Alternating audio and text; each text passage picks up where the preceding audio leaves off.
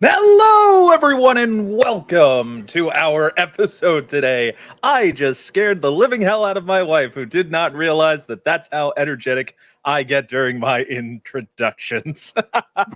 Welcome to Frontiers of Eberron. I am your humble dungeon keeper, Michael St. Gregory, the game master for this particular rootin', tootin', shootin' fantasy western adventure.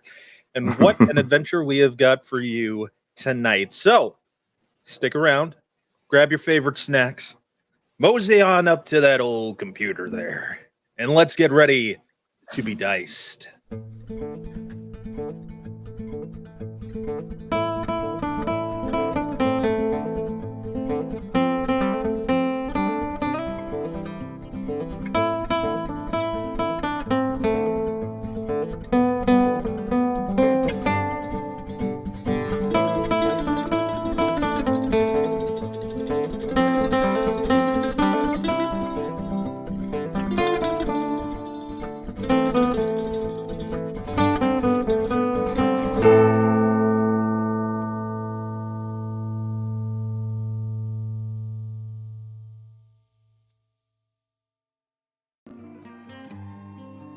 We begin not too far off from where we left off last time.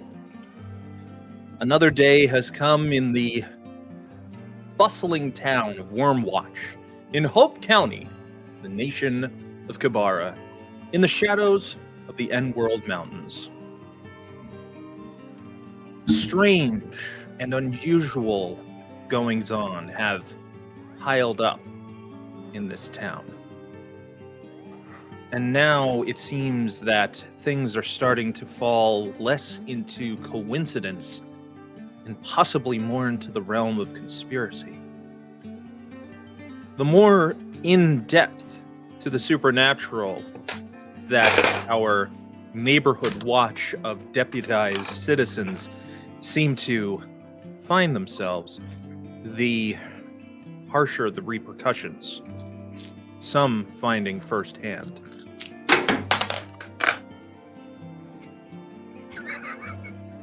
And while some players decide to disrupt this dramatic intro by adding some ambiance they were unaware of, Michael, at least it's not bag snacks, like snack this is bag true. sounds. This is also true. At least he's Oh god damn it! We spoke at too least soon. he's consistent. Yeah. And if you want to see us roast that gentleman down there, watch the previous Q&A we did on Wednesday. That was a lot of fun. But anyway, that's not what we're going to be here to do. And if Tarzan knows that I can easily just pop him right out of there if I need to. Fetish. So the next day, it is still uneasy with information that has come in. Others familiar to your party have decided to kind of take some time for themselves. Silas retired to his workshop and kind of closed himself off to get a handle on the aberrant dragon mark tattoo that is formed, that you've deduced seems very similar to possibly a lost dragon mark. Others are about in town. Whether they'd show up in your lives tonight or not, well, that will all depend on the way wind blows, as it can be just as strong kicking up a dust storm as it can be cooling someone off in the warm sun. But we find ourselves not too long after dawn, where at the Trenchfoot Tavern, once again, business is being dealt with by Holiday Lookfoot and his new business associate, Ivara, the owner of the Trenchfoot Tavern. What kind of business would you say is going on today, now that a new venture has been decided upon? So, Holiday, or we already established that Holiday has bought a couple of tables as far as card gambling is concerned, he would like to also introduce a section within the tavern dedicated to dice gambling as well. There will also be discussions of adding additional security, given that gambling tends to bring a lot more heightened emotions. So he would also recommend using some of his contacts as muscle for the establishment to help keep things neutral and under control and whatnot. Hope Holiday knows what my girls are capable of. we don't want the employees being harmed in the process. So Olga's there for a reason. minimalizing risk to income sources, essentially. Fair enough. So that would be the main topics of what his discussions would be, centralized as well as maybe discussions of possible networks of communication of the not so reputable variety. Ivara at this time would probably again just be keeping up with the new faces that are coming into the bar. She, of course, will be having her girls doing their gossiping and taking in whatever information that they can. And if Holiday is to approach Ivara with such a deal, I say she would probably just simply chuckle and look at Holiday and just be like, "Darling, I'm already pretty much involved in something like that, but I'm always looking for an extra ear to keep to the ground, if you know what I mean."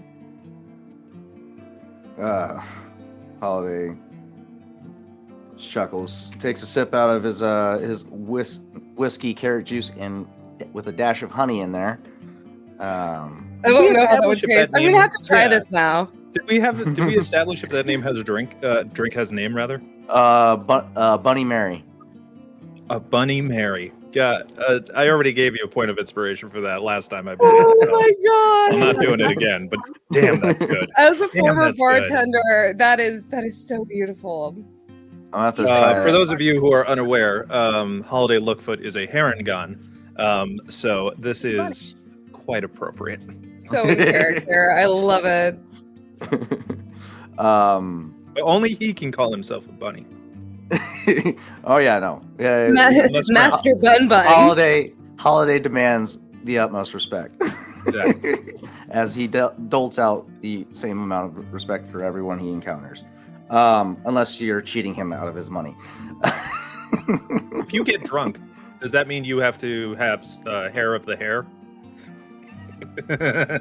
We do not need a episode or a whole rendition of Wallace and Gromit against the were-rabbit. I'll pass on that. So business has been established, and what we will do is we will have should a game be played instead of your regular flow of currency. What I'm going to do is actually allow you to wager luck. And basically, you are going to tell me that if you decide to run a game at your establishment, you let me know between 1 and 5 how many luck points you would like to basically gamble to earn. But we will get to that because those luck points eventually will be able to be used for rerolls or, the usual way you would use them in the Gotcha. game. Okay. But I figured it would be better since you're always in a constant flow of copper and silver as it is with what you are working on together. Now, as players, you have something a bit more at stake. Right. Okay. Well, luck always does come in have a play in this sort of thing, so. Though also, would by chance, when you bring in luck, Is there Yes. anything that would account for cheaters among the establishment? I believe we'll have to find out. Should I'm sorry, like that is, I feel No, like that that's- is a fair question. It like, is. That absolutely if is. we catch the cheaters, because like my girls would always be on the lookout for anyone cheating, etc. It's why they hang And around, that'll sit in the be- laps, and Yes. It's almost as if you're trying to safeguard any sort of means of making sure that you cannot lose. well, on top of that, I also Oh, I feel get it. like the girls would totally be in on fixing some games, but I feel like it would be like their own private, like their own private little sport compared to For narrative purposes, yes, I don't think that'll interrupt any sort of cash flow that comes into the business. But for the two of you personally, this is where it is going to have to be decided, because I will also allow you to distribute those luck points to other members of your party should you want them to use them. So it wouldn't be just between the two of you. Okay. All right. So, with that established, Delilah, it is another day, but so much has changed. You haven't heard from the new sheriff, haven't heard from Ellen, who came out of the dust to save your associates, and who you have hinted to know more about than you've let on. At this time of the day,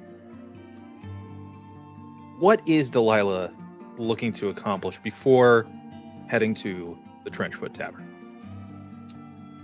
I think Delilah actually skips out on her normal morning horse ride around and watching. She is at home currently. Okay. Like Now, we haven't described this, though, before, so why don't you paint me a word picture of Delilah Armstrong's home? Let me find the picture so I can paint the picture. It's outside of town, a decent distance outside of town. This ramshackled, clearly handmade,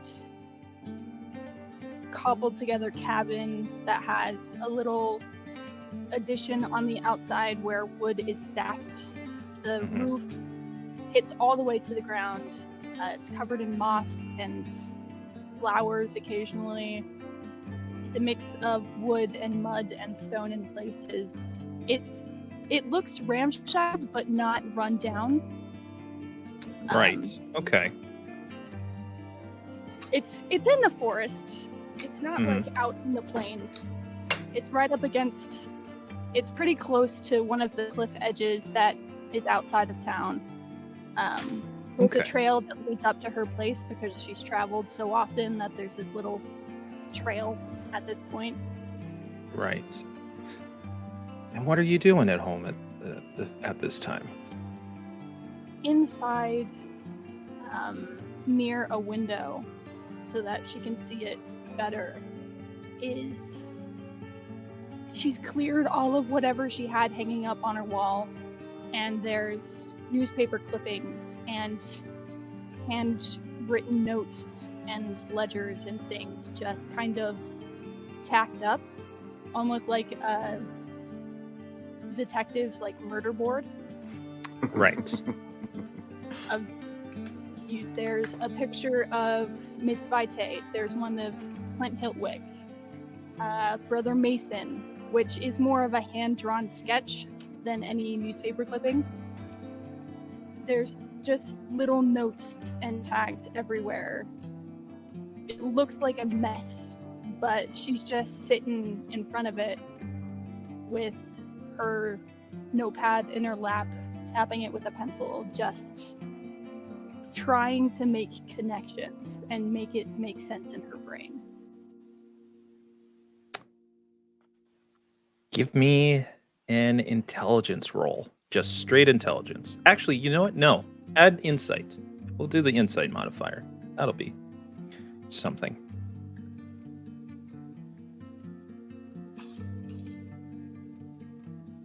$17. 17. 17. Okay. So you are looking at trying to find different points, trying to find some sort of connection to all of this information that you feel strong in your gut that there is something connecting these three powerful figures of this town. Brother Mason, the leader, current leader of the chapter of the Church of the Silver Flame. Eleanor Vitae, the heiress, it seems, of and the current owner and operator of the Making Limited Mine Company that drills out dragon shards.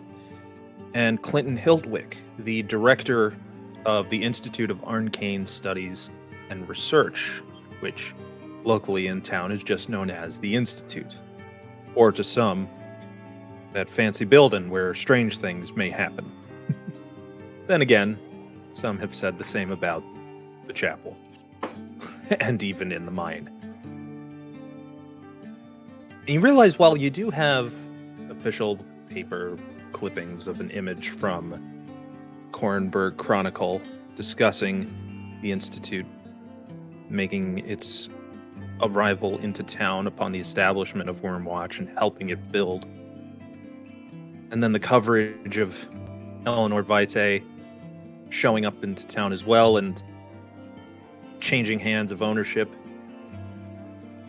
Your hand-drawn picture bothers you the most because you realize only the town really knows of the new guy, the new church leader, the temporary overseer who doesn't even like to refer to himself that way.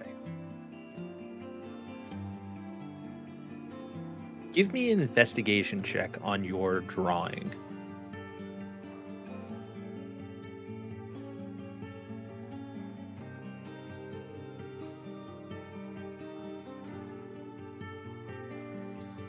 I'm using knowledge of past life because that was a shit roll.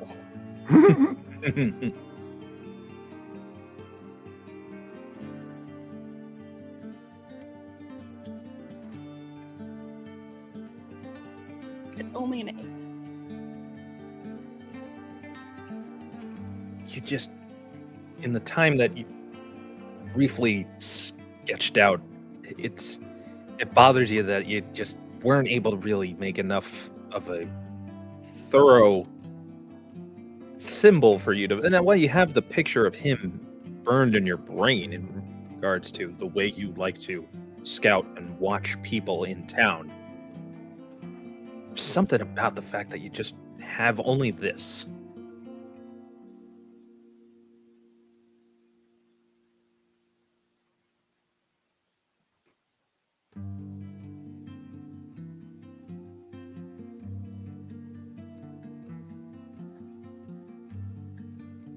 I think she'll take it down just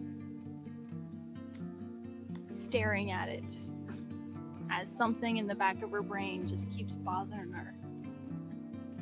And she's been wanting to do some research on Brother Mason since he got here. But she hasn't had time to reach out to any of her resources or contacts in order to get anything yet. So she'll quickly tear an empty page from her notebook, scribble a couple of notes, tie them up, and give them to Bits to go deliver to people who might have any information on this guy, especially anyone from where he said he came from. And as you await your bird to stop doing its rotation around your humble home, eventually it flies to you, your arm takes your note, flies off. And yeah, I got all sorts of bells and whistles, folks. All right. I'm so excited, like, because when it's going to be like little surprises, like little chocolates left throughout your book while you're studying. It's going to be great. And then you head into town? Mm-hmm. All right.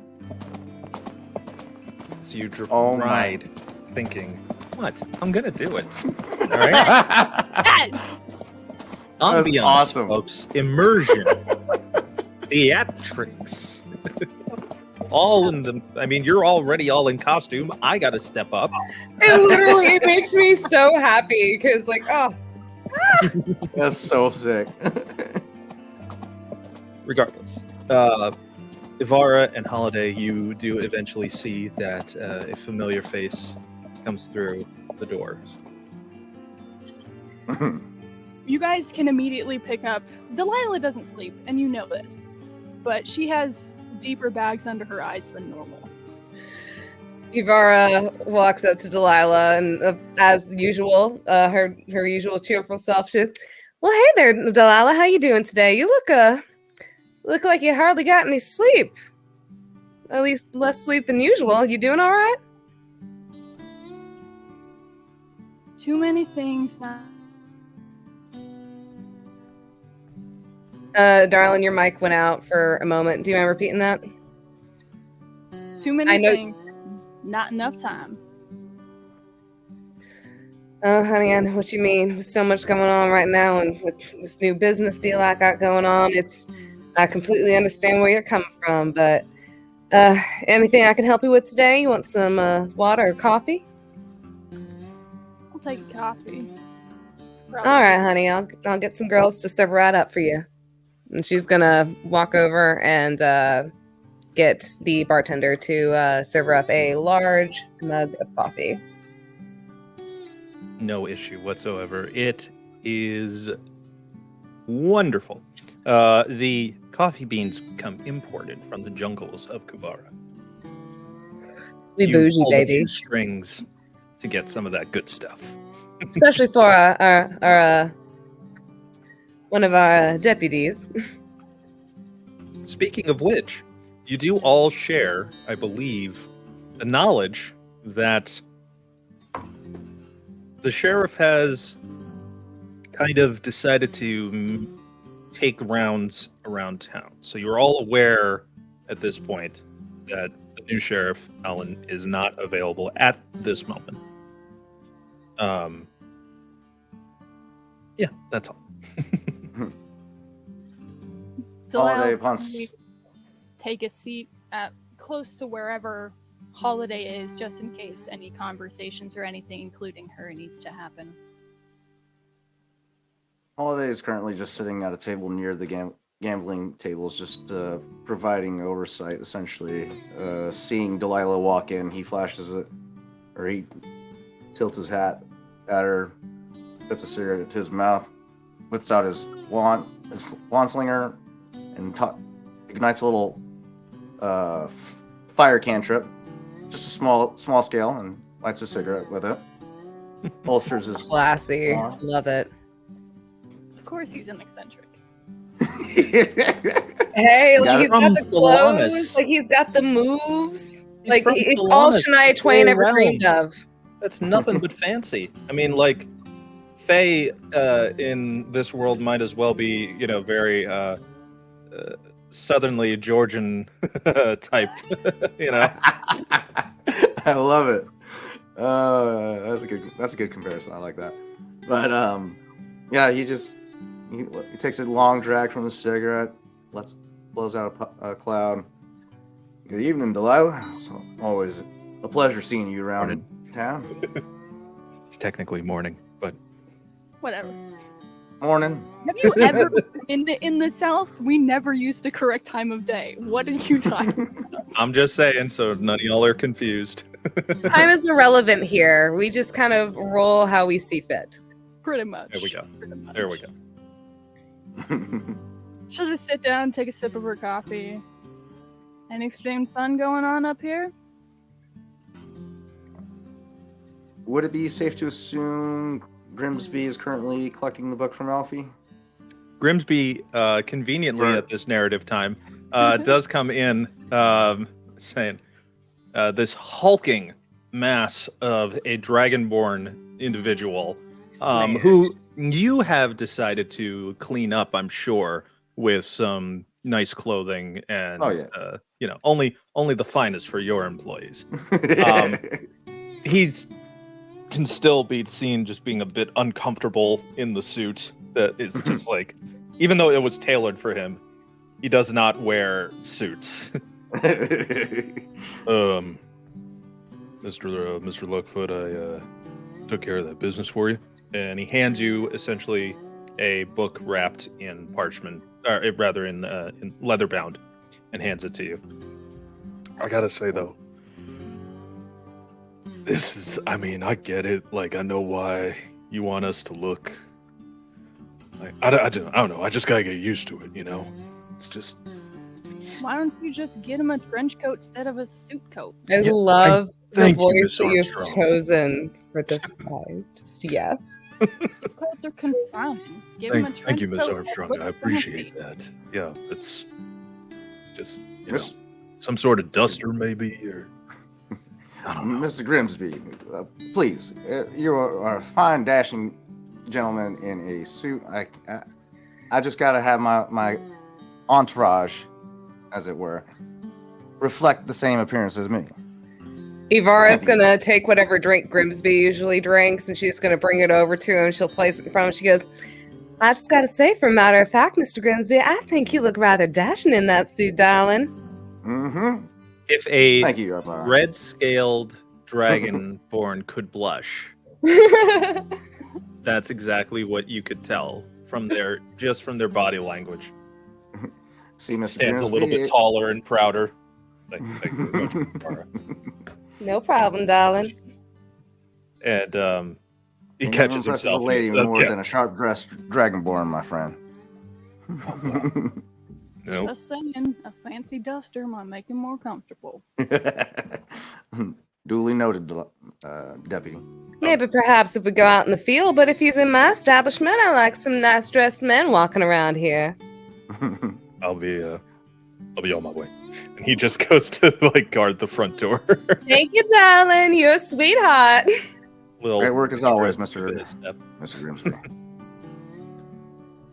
With that, he holds up the book that Grimsby held or brought to him to Delilah. I believe There is a lot of hint of gunpowder from it. Oh, God. Just from the fingerprints, it seems, of coming through from the individual that gave it back to you. That being Alfie, our explosives expert. So it just reeks of gunpowder. All right. When was Yeah, the last it's- time we've heard any detonations going off from his ramshackle out in the desert? Oh, right in the morning. I mean, it's distant. It's We very don't- far. It's like we don't get a rooster. We get the No. morning explosions from Exactly. Alfie. Yeah. Him You and just hear, his Boom! Hey! And just like exactly. I No need, love that no need character for any so wake much. up call. like Just listen for the explosive barrels. Listen to the explosions. I now just imagine Alfie and the little goblin Edgar. what? Edgar. Edgar being out, like being rocket strapped, and he's like, "I'm tired of this, Grandpa." And Alfie just goes like, "That's too damn bad." Alfie's probably doing all this experimentation while in his underwear, like or skivvies, like 100%. He's not clothed at all. Oh my god! No, he gives Beethoven vibes. Like he like walks out and air bathes in the nude. Just every morning when the town starts and the sun rises, you just hear Yes, yes. time to start the day. Oh my god! There's our ever consistent Alfie, still hard at work. Like he just times things off by the hour, so we know what time it is based on the explosions. That's noon. We don't have a clock tower. We have an Alfie. So what Fucking are love you it. doing with the book? Okay, back on track. Sorry, didn't mean to get off track there. To be All right. for those who are watching, again, we're picking up. This book was a. It's his book. Yep. Actually, Delilah, you do have the notes on this, so why don't you tell us what is this book? What this book is, rather. Spill the beans, dead dame. Let's go. Dead thing? Dead dame. Oh, I didn't. Works either way. Either way, it's appropriate. Okay, where is it? I take too many notes. This is the book that Silas picked up and got duped with. 100%. Yeah. Turn the big It- stupid. Yes, Some of while the- discovering, taking refuge in a mine after fighting giant scorpions and a red wormling in an abandoned town, you found the book of one of the only skeletons in a abandoned mine, the core of which was dug layers deep with a very large pool of strange molten liquid in the center of it. Carvings scrawled across that you've since cross-referenced to other symbols and other languages that you've found in other writings in pertaining to ancient schematics and old instructions, as well as I'm trying to remember what did you find without giving too much away. What we found was a giant, like, in there was a sketch of this spiral that was essentially on the ground. No, I meant in terms of like the language of what you've discovered. Oh, right. In the fact that what you've realized is that the deeper these mines get dug, the more likely to become mad the miners have. That's right. They lose their little noggins.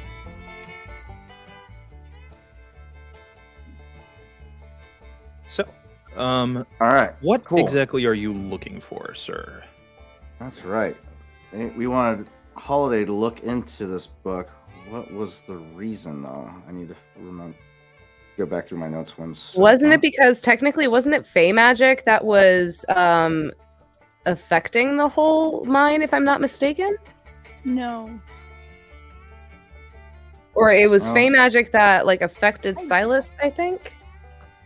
No. Then why is it that we wanted Holiday to look at this book? I'm looking through my notes. Give me a sec. Because all I put was book made Silas big dumb, and that's all I put in my notes. You, Semic Ivara, hybrid. though, have your own book. There's that too that we gotta. Have you thumbed through that recently, would you say, in any downtime? What, me? Yes. Definitely. Considering that Ivara is still kind of trying to figure out who her patron is and more figuring out more about her patron. She has definitely been kind of any chance she gets, she's kind of thumbing through this book whenever she is not working at the brothel. Got it. All right. I would say almost in a way religiously, like just because she's trying to figure out where her abilities are coming from right now. And she still is kind of very wary of what's going on right now because she's not sure if she can trust this big dragon daddy patron or not. Okay. That aside, could you just preemptively give me a religion roll? Mm-hmm. Michael, just I for can do that for clarification, you, we are still Don. level 4, right? You are I will still level use 4. Yes. my new dice for this. I only have +1 in religion, so let's see how this goes. That is a 3 + 4 or +1, so that'll be a 4. Okay. We'll hold on to that for later. So obviously she has no idea what she is reading in this book. It's very fresh and new that you have not understood. Mr. Holiday, what is it that you are looking to do? I think initially, given the information that Silas was magically affected by this book, Holiday's going to try and understand the magical workings of this book. See if there's any type of enchantments that were placed on it. Just any type of triggers, like a touch, or whether or not if the book opens, that's when the spell activates. No, Is it a bloodline thing? That's what I'm wondering. No, here's the thing. I remember this. Give me a second. Follow me here. We found out after we visited with Silas after he got his brain back that the stuff inside the pages matched schematics he was given by Hiltwick. Right. He had seen them before. The Titan Warforge forge. I remember that part. From the war? I think it has to do with something that he saw the schematics beforehand, and there was some kind of something connected between the two, because that's when he got the dragon mark. Do you think it was like a trigger of some sort, or? I think it was Hiltwick's doing that led. So, Hiltwick might have placed a charm on Silas. So it could be because Silas might know something. Either that, or he has the capability of doing something that could prevent him from what he wants to do. So Silas is going to get in the way of whatever this guy is trying to do. So, at this current moment, Holiday's just going to open up the book and just start flipping through the pages, see what he can gather. What he can, if there's any notes that he can understand, so on and so forth. Ibarra is going to be looking over his shoulder, scanning through as well. So, like, you'll literally have Ibarra and Delilah on each of your shoulders, just looking over. And so, with the three of you, basically, I have assumed at this point you've gone to somewhere private. Yes, Ibarra would have probably taken them to one of the private gambling rooms, or one of the VIP rooms that was turned into a gambling room or private gambling room for more higher paying customers. High rollers. Okay. High rollers. Very interesting. Okay. We still have another VIP room. Don't worry. So I will allow each of you to do a different skill roll each. It will be between Arcana, Religion, and Arcana, History, and Arcana, Religion, and History. Yeah, we'll go with those. Okay. I only have a +1 on all of these, so whatever y'all don't choose, I will choose the.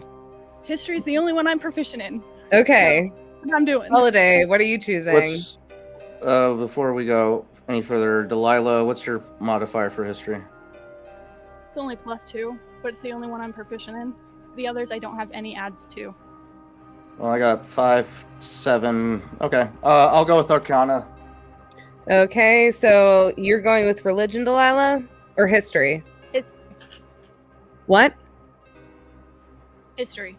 History? All right, I'll go for Religion then. That's right. That is a 17 +1, so an 18. 19. For Arcana, 17. Okay. So we're all relatively within the same area for our respective roles. Okay.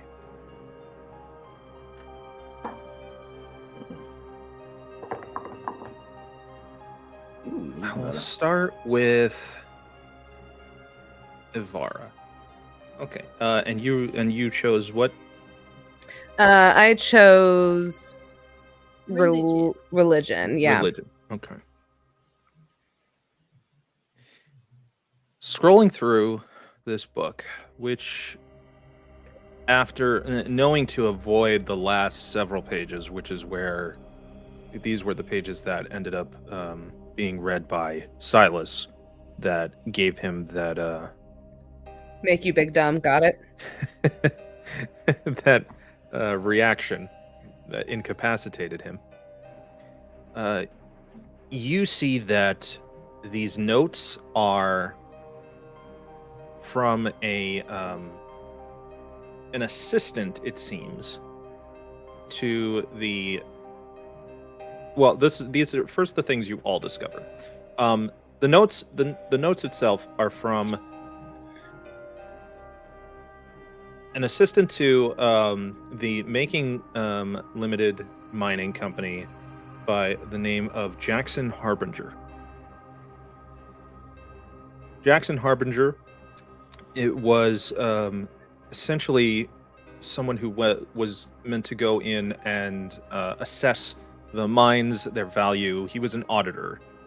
He worked kind of like in the accounting side of it, but more for just testing, looking at all of the equipment, evaluating staff, that sort of deal. Harbinger would relate notes back to Eleanor Vitae in correspondence, as you see these notes are addressing with different dates going back to the last 2 years or so, scouting different locations, very brief bullet point notes, and almost like to-do lists. In the religion aspect, what you do notice is that there are mentions of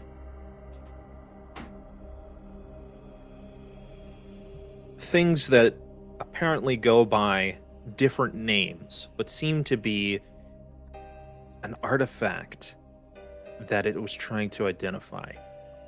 And you see notes about something called the Dragon's Eye. You see notes that it was also known as the Bloodstone Heart. You see something about the just a lot of variations on Kyber crystal names and Eberron crystal name, Dragon Shard names rather. Of the three, that Kyber seems to come up a lot, being that they are the most easy to get in depth in these mines. But the thing that takes its turn is that it slowly becomes more speaking about being able to not worry. Like it seems to be some like coded language of not worrying about walking in the sun, and not worrying, enjoying the light of the starlight. And it's almost like flowy type of flourishy language. Just these little notes kind of like seem like maybe this is just Is it more like in a way of like saying like a new dawn is coming, or is it being like you'll be able to walk in like the daylight again? It feels like it's borderline figurative, because it's not used enough to be like the term literally. We no longer need to hide. Yeah, stuff like that. Okay, all right. A lot of talk of coming out of shadows and coming out being a new start and stuff like that. And it seems like it's like tying into notes of the business. But there is something that you bring up that, Delilah, you will notice. One moment.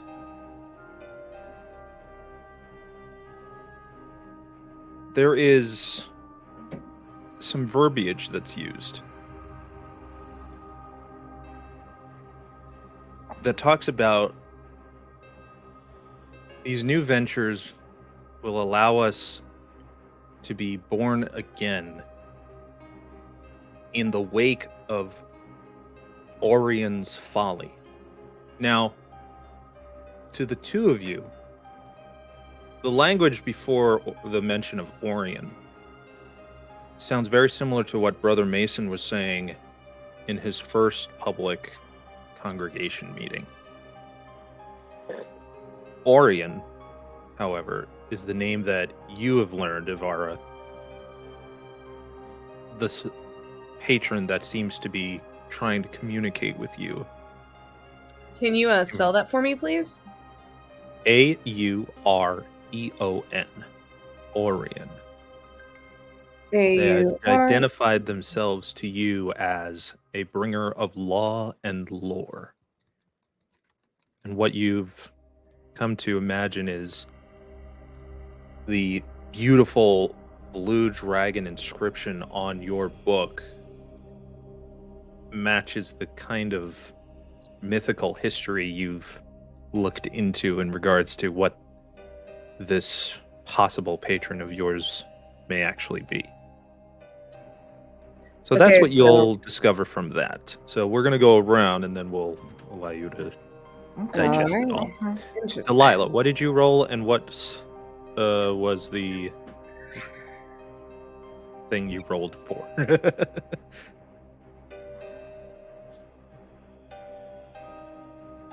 Leaving us in suspense. I know you're muted, but it's like...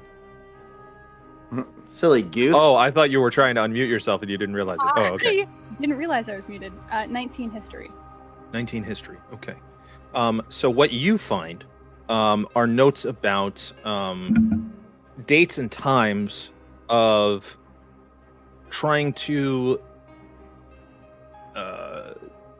kind of like an almanac sees phases of the moon and phases of like times when winter seasons will start, or all kind of predictive language in terms of date and times. This one is trying to find a convergence point. And the thing that scares you about it is that you see the terms necromantic convergence. That.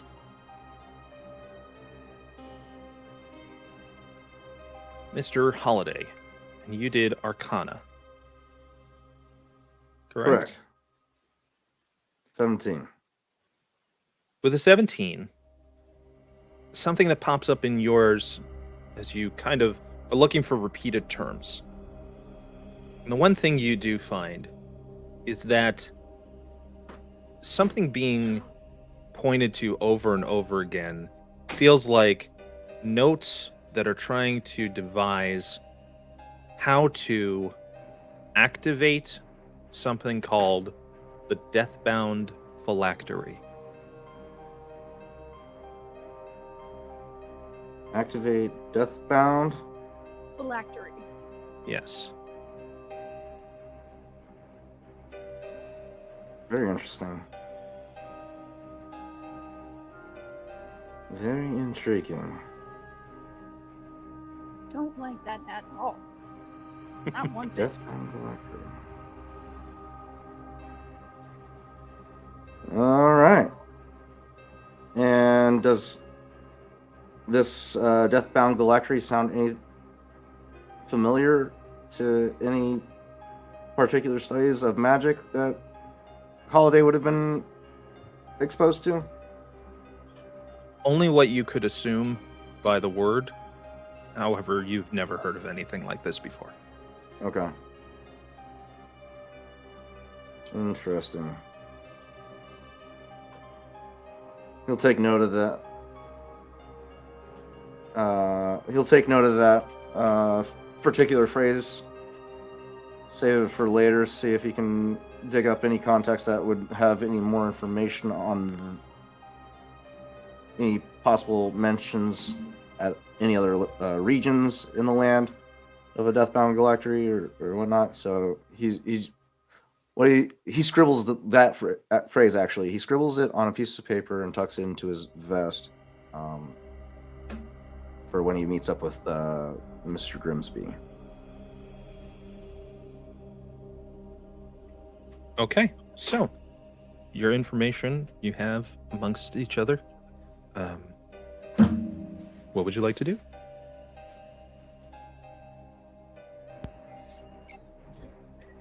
That's a good question. Do I have sending? What spells do I got? Let's see. The first thing Delilah's going to point out is the bit that sounds similar to Brother Mason's first sermon.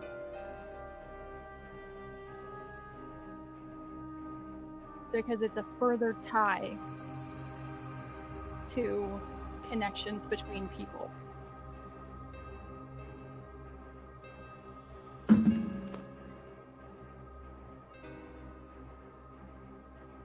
You're talking about the shit. What was your role? It's history. That's right. The necromantic convergence. There was verbiage used about a new venture allowing people to be born again in the wake of Oron's folly. Now, that's very similar to a specific phrase that is the goal of House Gold that Brother Mason used in his first sermon when he got here.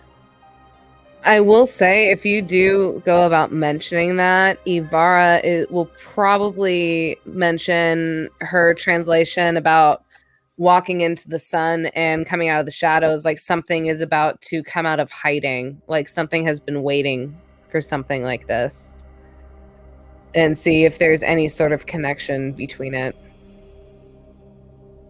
I think something I find interesting is that these notes go back 2 or more years ago to Miss Vitae.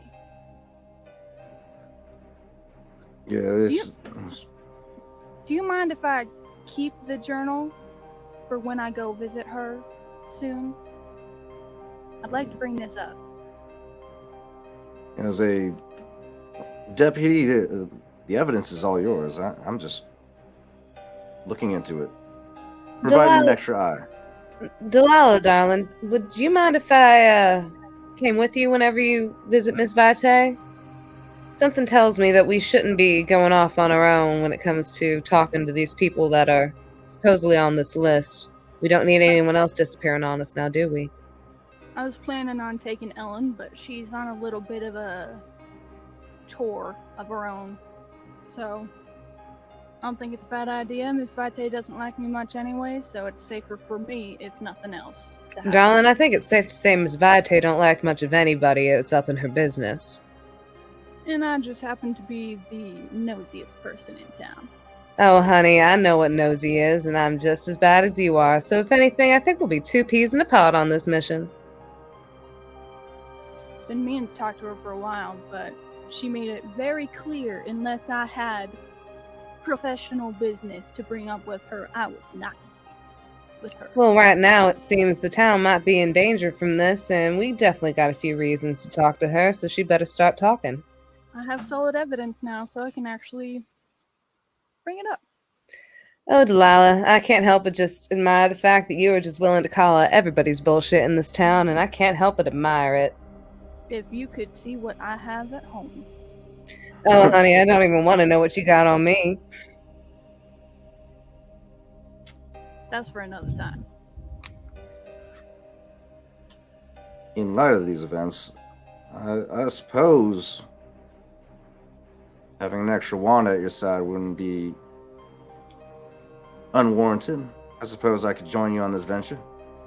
And you're also really good at tells, so if anything, I feel Holiday might be really good to, hop along on this adventure. All right, Miss Eberron. What did I tell you about bunny puns? All right. I'm sorry, I can't help it. I can't. If nothing else, I do not believe you've been formally introduced to Miss Vitae anyways, and since you've taken over Vizier's business, she might like to get to know you a little bit. This is true. From what my understanding, they had a connection of a sort. Is that correct? I suppose a little bit. He knew a decent amount on her. Suppose I should show my hand. Anybody. Well, with that, Holiday raises his glass of carrot juice and whiskey and honey, slams the rest of it down, and places the glass on the table. Miss Ivar, the cocktails are always wonderful. Well, honey, I'm good at mixing. I'm good at mixing up trouble, so here's to that. All right, so where are we headed? Unless anyone else has anything else to do. Miss Vites. I would say beforehand, Ivara would check with her girls to see if there had been any strangers or any news or weird gossip that's come through town. Sadly, no. It's they seem to have had a boring night. All right. Well, with that, I say we go ahead and we give this young lady a visit. On the way out the door, Holiday's going to give that piece of paper to Grimsby and ask that he dictate somebody to watch over the gambling tables and personally investigates or looks into the Deathbound Galactry with Holiday's personal contacts to see if anybody has heard any mention of it. He looks at you. I don't know much about the words on the page, but I'll do what you say. Thanks, sir. Olga Get on knows that what right she's away. doing, so. Oh, by the way, there's one of your folk come visit it, and Mr. Vokad and Hokash Vokad joins you at this time. Oh! Oh, gosh! Hello! Hello, my dear. A pleasant surprise, Hokash. Good to see you again, my friend. Good to see you as well. Well, hey there, darling. We're about to run an errand. You want to come with us? Well, of course. As long as I can be of assistance, I shall join you. I believe you've met Miss Vite, have you? I have not had the pleasure. And he's gonna The woman who was in the mines. If The you only need one like a of the only one refresh. of you who's actually had a one-on-one conversation with her would be Delilah. The rest of you have seen her about town, and that's about it. Well, that just makes this all the better. But yeah, Hokash is just gonna like lean forward and be like, "Oh, my dear, I am Hokash Fuckhead. How can I?" She's not here. Wait, You're on your way to see her. We're going. Listen, I was ready. I was ready.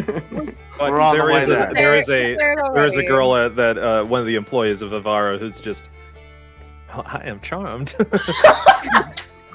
Ivara, where did you find this gentleman? what a wonderful gentleman. All right. Darling, I guarantee you, his poetry is much better. So on your way to the cottage that she has secured for herself, not too far from the border of town, in the Silver District. Yes, you find yourself at the residence of Lady Eleanor Vite.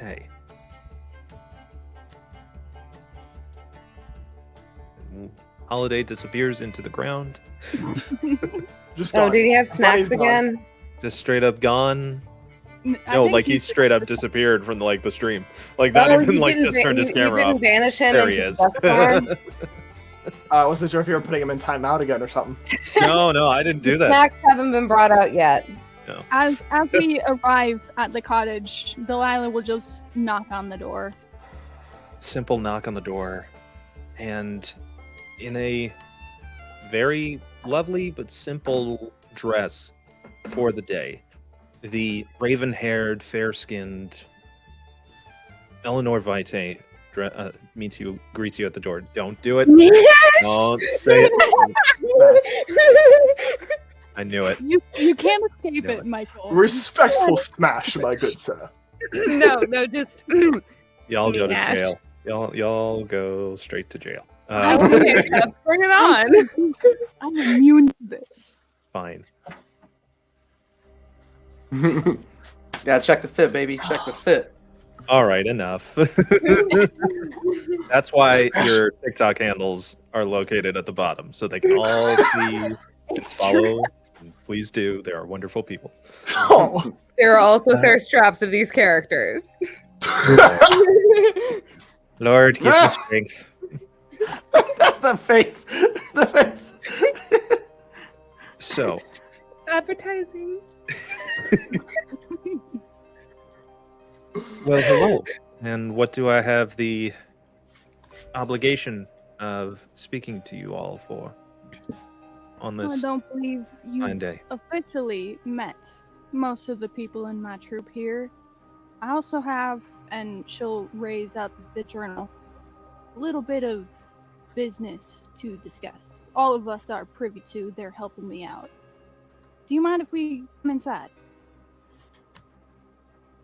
Are there any sort of implications that is this a am I about to be under arrest for something? You are law enforcement after all, and one Purely cannot just gathering- simply invite them into the home. Purely gathering information right now. No charges are being made.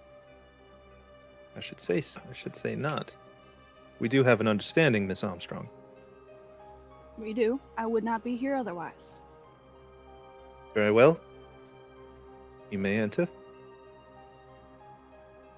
As they walk in, Ivara is gonna extend her hand to Lady Eleanor, and she's gonna be like, "Hello, darling. My name's Ivara. It's a pleasure to meet you." Charmed. And she politely shakes your hand. Hokosh And- is gonna be right behind and do the same thing. Ah. I am Hokosh Fuckhead. Sorry for the intrusion. I am simply following my companions here, and you have nothing to worry about. You feel a heel slam into your toe to get you to shut up. Oh, God's almighty, my foot. Oh, that hurt. Oh, gosh, darling, you gotta make sure you stay out of them taxes. Did you step on a nail, honey? He's just gonna look up at you. Oh yes, I do believe I did. I do. Yes. And he's just You gonna might keep want to walking. get that checked out. Now go sit down now, honey. Yes, Holiday we walks must in. be careful of where we plant our footing. Holiday walks in, tips his hat. Good day, ma'am. Holiday Luckfoot. I'm the new proprietor of the lumber yard.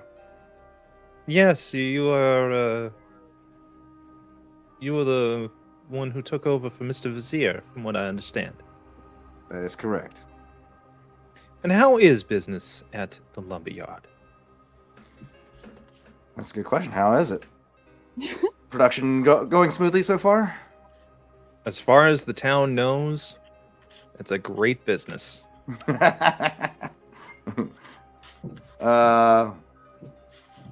Can't complain. Production's been,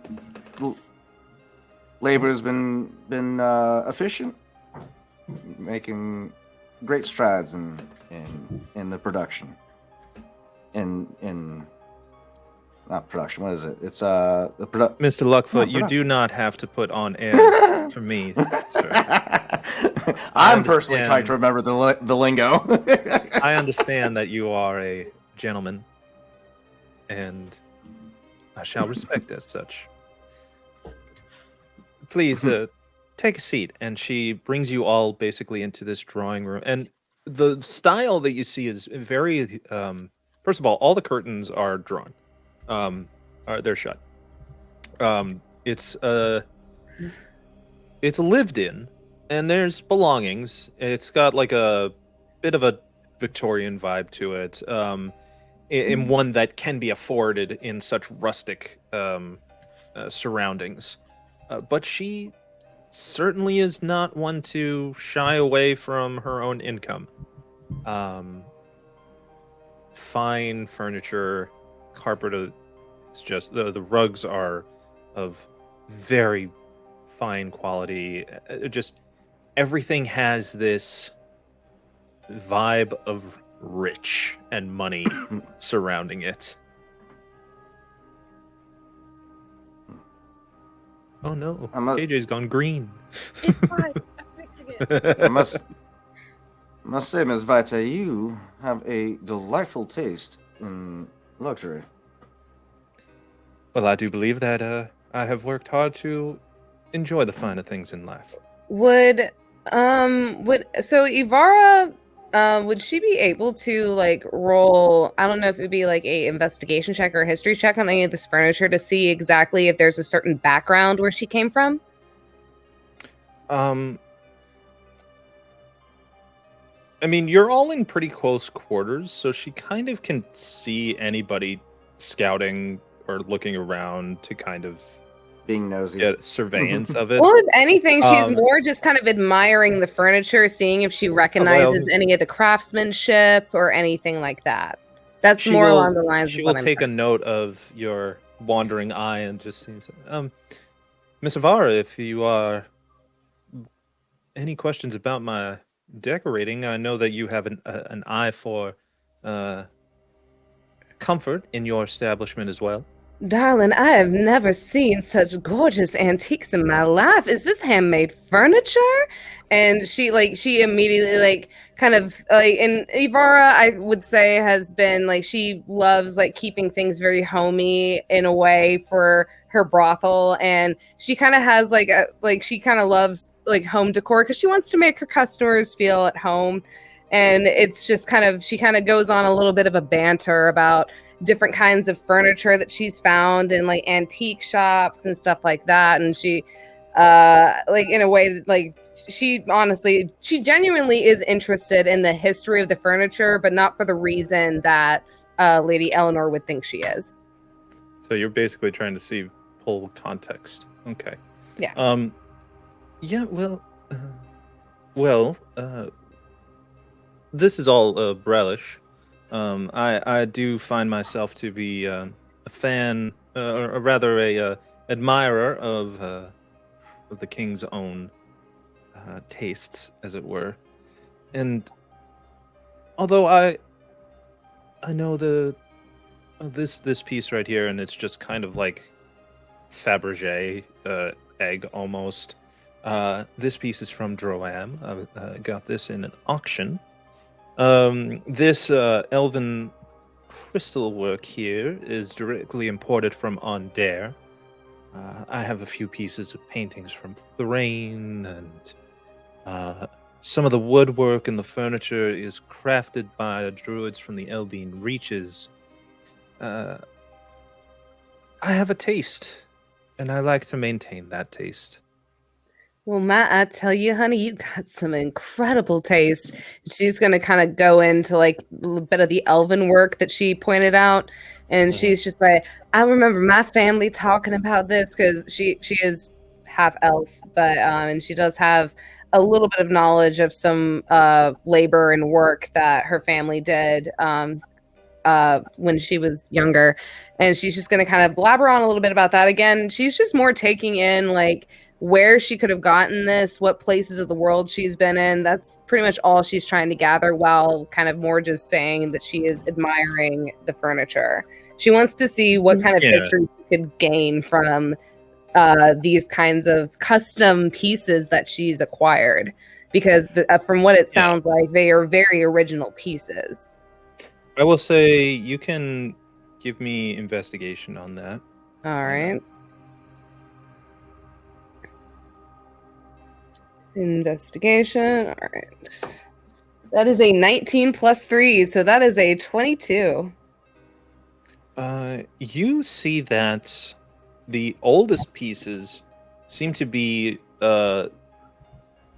in this era would be called pre-Galifar, which is before the current kings, before the Five Nations. There were 5 districts, and that is 2,500 years ago old. That's what I was about to ask. Okay. I think Ivara will at least take a moment, and she'll kind of glance at it, and she'll just some of the older pieces, and just be like, "Oh, honey, this had to be in your family for generations. This is beautiful." And she's just gonna sit there and trace her fingers over the carving work, and Miss, please, if you... She won't touch I it. appreciate your admiration, but these are delicate pieces of which I have invested quite a bit.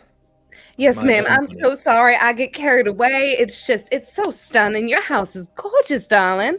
Thank you very much. If you wouldn't mind, please take a seat, all of you. Absolutely. She goes over and she we takes. may discuss this matter at hand. Delilah's gonna stay standing. Okash just sits down, legs folded, just sitting very proper. Also, I didn't know that this chapter was called Shadow of Death. Dun dun Just dun! Putting that out, I just read it like, oh shit. I don't know. Uh-huh. I don't even know what that could possibly mean. Sure. As I walk through the valley in the shadow of death. We're just getting. All right. Holiday takes a seat next to Delilah, taking note Delight standing. taking note that they have remained standing, and he just flashes a smile at Miss Vitae. Sorry, Miss Vitae. The deputy is kind of a stubborn one, but Are you all not deputized? Oh, Oh, yeah, me? aren't we technically in a way? But we aren't technically like officially deputized, though, right? Because In regards to what your status is, you have seen that people that recognize all of you as the neighborhood watch, which is an alternate way of saying that you've been deputized. Now, while there has been no formal deputization, they see you as such. respect my authority. Got it. Okay. Holiday, Very much in the I would same sense that you would see in a movie where if someone gets thrown a badge, they're in charge. I would probably say Holiday has not been deputized. He's been a little busy with his machinations, but But they do understand that. associate, yeah. Yeah, if you're You do poking kind your of nose like around. run the other side of the business, I will say. So people will definitely, I think, see you as at least in the same regard as those who are quote deputized. But in that One hand sentence, shakes the other. right. He speaks up. I apologize. I am not a deputy, ma'am, but my compatriots here are. Very well. Formalities aside, what are you looking to discuss? Delilah will kind of hold up the journal. We did a little scouting in an abandoned town somewhat nearby. Some occurrences have happened there that have matched some other intel and stuff that's going on here, potentially. And we found this handy little journal here. Now, this journal is from a man named... where is it? Jackson Harbinger, who apparently, about 2 years or so ago, was sending information back to you. Yes, he was my auditor. He was investigating different potential mines and following leads on veins that may have been a rich source for our companies. Unfortunately, as far as I'm aware, he has since passed. We found his dead remains skeleton down in that mine. My goodness. Yes, I was aware that there was Now, some sort of incident of such, but I did not know the exact result. All I knew is that I had to take care of the employees, of which who perished. Now, what I would like to bring to your attention, no accusations thus far. Just making that clear. The events that happened in that mine, from what we can tell by what is written in this journal, that man slowly lost his mind. Very similar to the control that I saw was no longer to the man I found in your mine. Again, no accusations, just connections I'm making, so that you're aware. There's been If lots I of may talk. be somewhat critical of your interrogation skills, you may not want to simply believe that you can get away with such things by pardoning yourself immediately from any sort of accusations, because to anyone else, it seems as though you're implying some sort of connection between myself and these two individuals. Now, I would love to know if that is the case, or if you are just trying to bring to my attention what we have discussed. in terms of our business, which I believe now has become the business of individuals that I did not speak publicly with. The liberties you have taken in this matter seem to betray the trust that I was originally affording you. But that is just my personal take on it. And it is understandable. You are at no fault. My business was never mine alone. I was working with Copper Brass before his unfortunate ending. I, Yes, of course, am his not demise the was a only... great loss to us all. It was. I'm not the only deputy he had working on these cases. I am Every aware. individual in this room knows as much information about what's going on as I do. I have not said anything here that they do not already know. You do understand that as a public figure, of which I employ a majority of this town, that if word were to come out in some sort of form of rumor or perhaps accusations, wild as that they may be, that those who work for me end up in that condition, I cannot abide by that, because that is not something, for one, personally, I would want on my own reputation, but two, I have provided so much for these people. I do not want to turn them away from the life that I'm trying to afford them. And as a fellow business-minded individual, I recognize that, which is why nothing has been said anywhere but in confidence. Well, then why don't you say something instead?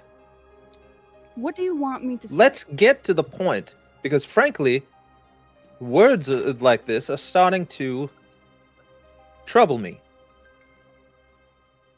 If you want me to be blunt, instead of trying to skirt around your feelings, all right. What happened in this town got people killed. Things there are hinted towards things that happen on the day of mourning that might be coming back to hurt lots of people. Now, you're tied in there somehow. I don't know how. I don't know if you're aware that you are. But I need answers. Nobody's blaming you, darling.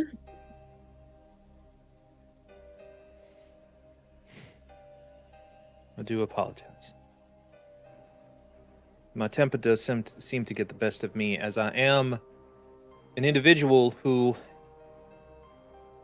despite our progressive times, as a woman who is entirely in control of her own business, anything can be looked upon me as a way of bringing about failure. And there are many who would love to see me fail, as much as they would love to see you fail, Miss Ivara, or you, Miss Armstrong. Miss Eleanor, might I say, we're not sitting here blaming you for anything. If anything, No. we're just trying to... I don't believe... I apologize if my words were misunderstood. I do not believe that you are trying to be against me. Our biggest concern... I am protective of what I have been trying so hard to work towards. And Miss Eleanor, I completely understand that, especially as somebody who runs the business that I do. But might I say, when it comes to us running our business, we want to make sure that people are safe. We want to make sure that our workers are safe. Just like I want to make sure my girls are safe, I know you want to make sure that the people that you send out there to work for you are safe as well. And all we're trying to do is to make sure that nobody loses their minds down that mine. We're not blaming you for this. If anything, it's some sort of crazy phenomenon that's been occurring in every which direction that's come about this town. We're here to work together. Instead of working against each other, why don't we try to work against whatever is happening in those caves and in those mines that might be making people lose their minds? And I don't want you to fail. Nobody does. But if you want to keep going without somebody or anybody else getting hurt, we might want to work together on this. In an effort to bring you to speed on information we have gathered within not only your minds, but other minds like it, there's lots of ancient dwarvish script carved into the walls and places, instructions and things we have found. Some of these instructions are in the efforts to build something. We're not 100% sure what that is, but we don't like it. Build something? Hold on, I gotta find the notes. It on mentions of a Titan Warforge. Let me check my notes here. Schematics My for goodness. a Titan Warforged model to be made in a creation forge, of which are all supposedly destroyed, but our associate Silas thinks there might be one still around. Happens to be in the land of Mornin. The Mornin lands. There were discs from both... the Delilah, realm- give me an inside check as you talk about all this. Inside check. Shit. I was just about to ask. Yeah. That's not bad. Is That's not I'm bad. currently questioning Eleanor's age right now, considering the furniture she has alone. That would be a 21. 21. I'm going to message you. Yes. As you do that, Ooh, so I see I'm stuff. gonna keep talking. We found in the schematics discs that were replicated not only in the journal here, but on the floor of a cavern we found, and also papers given to Silas from Hiltwick, from the institution. And what does Mr. Hiltwick have to do with any of this? Well, after giving Silas his schematics and then Silas flipping through the last few pages of this book, let's just say his mind was that of a toddler. Oh my. No spells, no nothing. He knew who we were, but that was about it. Now, he's all right now. We've gotten that settled out. However, when we saw him last, there is a dragon mark symbol on his arm, forcefully put there. And You speak of an aberrant mark. yes. That is rare, but not uncommon.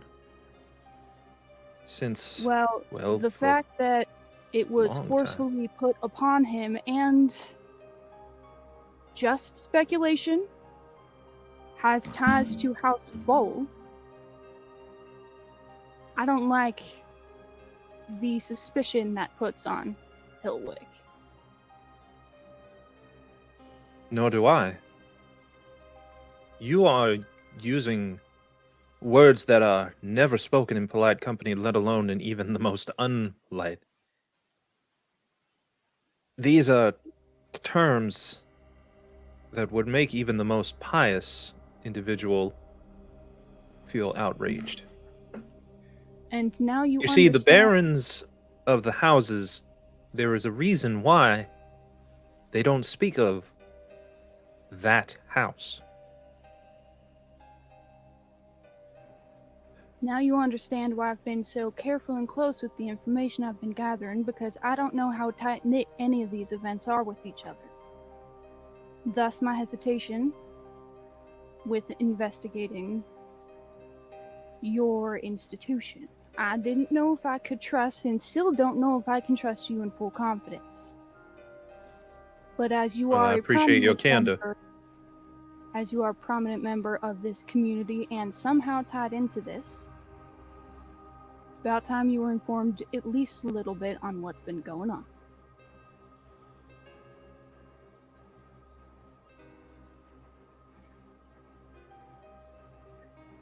I think what Delilah might be also trying to say is, if you see anything bizarre going down in those mines and your men working there, maybe let us know and we might be able to do something to help you and the people that are working down there.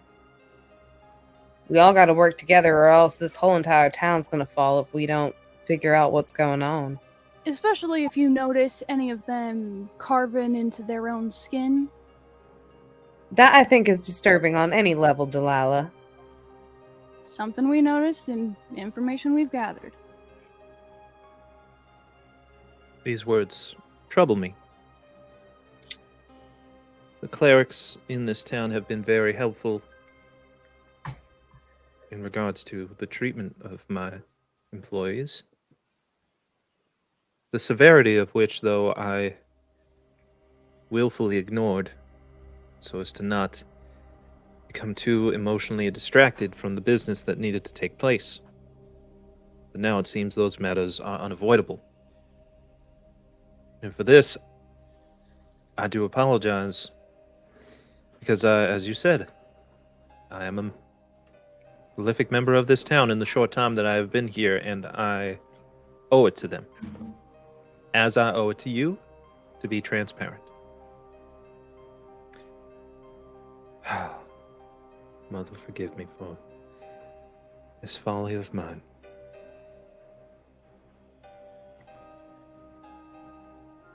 How may I help you? Any additionally strange occurrences that happen with anyone who is working in the mines? Keep tabs on any new inscriptions you find. Be careful who you send down too deep, because that man I found, he couldn't stop doing what he was doing until I was able to calm him via some of my magics. They lose control as soon as they step within those gates, which worries me. I know you keep an eye on your employees, but any additional information, if you can get rub-ins of any additional carvings you find, if people start carving into themselves, regrettably, I would suggest shutting the mine for a time. At least until we can figure all this out. If you see anyone or hear tell of people who have connections to House Bowl, especially if anyone says anything along the lines of the ending of one laugh to bring about the start of another. You also attended Brother Mason's preaching, then, I assume, by those words. Yes. Those words in particular are what put him on my radar when he first got here. Those words are the goal of House Vol, which causes more worry. We have also found our town here is not the only one who previous preachers and brothers have been moved to Carneth, and new individuals have been instated. There might be something there, I'm not sure, but he is on our radar. No heavy suspicions yet, but we are having some of our clerical folk look into him. Where we cannot. If you'll give me a moment, I'm going to make some tea for us all, and then I would like to propose you an offer that you and the rest of your company of which you keep might be able to work mutually together to achieve. You pardon me for a moment? Upon her mentioning making tea, Ivara is going to stand up and she's going to be like, "Darling, let me help you make some tea. I don't mind being an extra hand in the kitchen." She's not going to let her make a drink alone to hand out to the rest of us. Okay, cool. Yeah, that's fine. I mean, she's going to just begrudgingly type of like let you with her. Oh, Ivara's gonna go like yes. full like girl. She's like, "Come on, darling, let's go!" And she's gonna just push her into the kitchen, and she's like, "Okay, I'll get the kettle on. And what kind of tea are you feeling? Are you feeling like some green tea, or do we want some black tea? What is this, chamomile? Ooh, I could totally use some relaxation right now." Like she is literally. I was about to send in my unseen servant to go keep an eye on the Miss Vitae, but you got it covered. All right. So while you basically don't give her a breath to speak, as you completely take over the the tea crafting. What are the three of you doing as this is going on? I'm gonna lean They've stepped into a over. completely different room, so they're out of earshot. I'm gonna lean down just because I don't trust shit here. I'm gonna lean down to Holiday and just whisper into his ear. She flinched when I mentioned the Creation Forge. Would Holiday have seen that as well? You can trust her insight on this. That is what the role that I had asked her for earlier. Gotcha. What do you suppose that entails? Depending on what she's wrapped into, could be a sign of fear, mistrust, could be a sign of we're digging close to a sensitive topic. Are you suggesting that? Are you suggesting that Miss Vitae actually knows about these creation fords? Due to her reaction, there's no way she doesn't know about them. No one would have a reaction like that unless you knew about them. Which goes to question how old she is.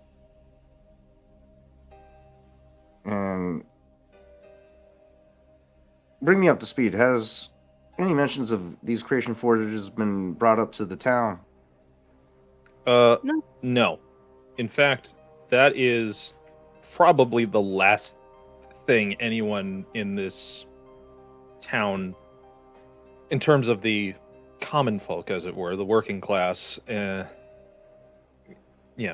anyone outside of this party, or perhaps you gather maybe someone like Clinton would know what that term is. When was the last time a mine worker has returned to town with like injuries or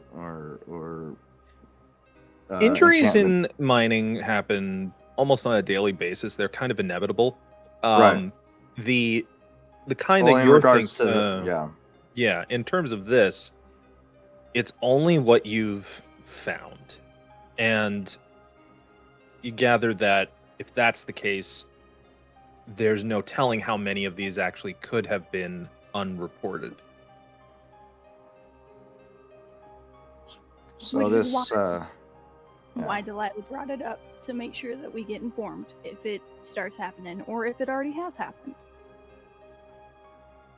So you suppose, from what I'm gathering, is you think that Miss Vitae is in on this incident? I don't know if she knows if she is, but she's tied to it somehow. I'm trying not to make too many assumptions, just because jumping ahead of the game can lead to mistakes. We definitely have more digging to do, that's for sure. I would like her to be on our side in some capacity, so I don't have to fight with her anymore. If that means I have to play nice, so be it. You do all hear as Eleanor has now brought the tray with Ivara very close behind, following. Yes. Ivara's just bringing out the teacups, and she's like getting everything set up. And thank you. Now, in regards to my proposal, begrudgingly, I do believe that the best course of action, if things are as serious as you are implying they are to be, is perhaps for a temporary 24-hour basis, I close my facility for you to investigate. If we are to have full transparency and understanding between us, then I must allow you to find the answers that you believe may be there.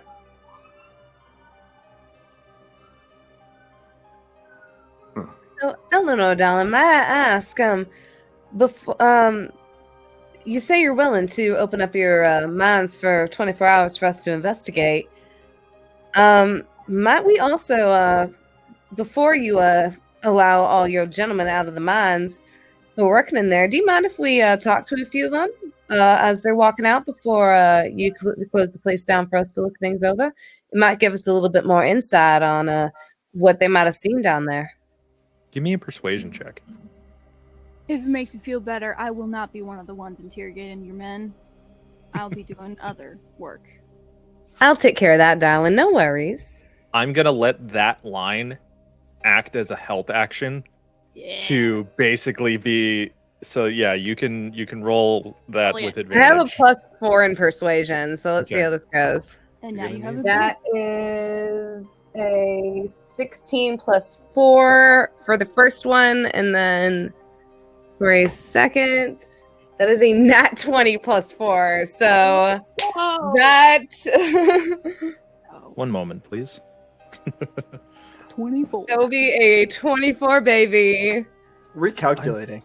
I know how to do that. Question: what is Miss Eleanor's sexuality? That's not the direction this was meant to take. This is Persuasion. trying to find my dice. To Ooh, insight. I see you. Counter. Lying. three. No, not so much. I apologize. Counter roll. Counter roll.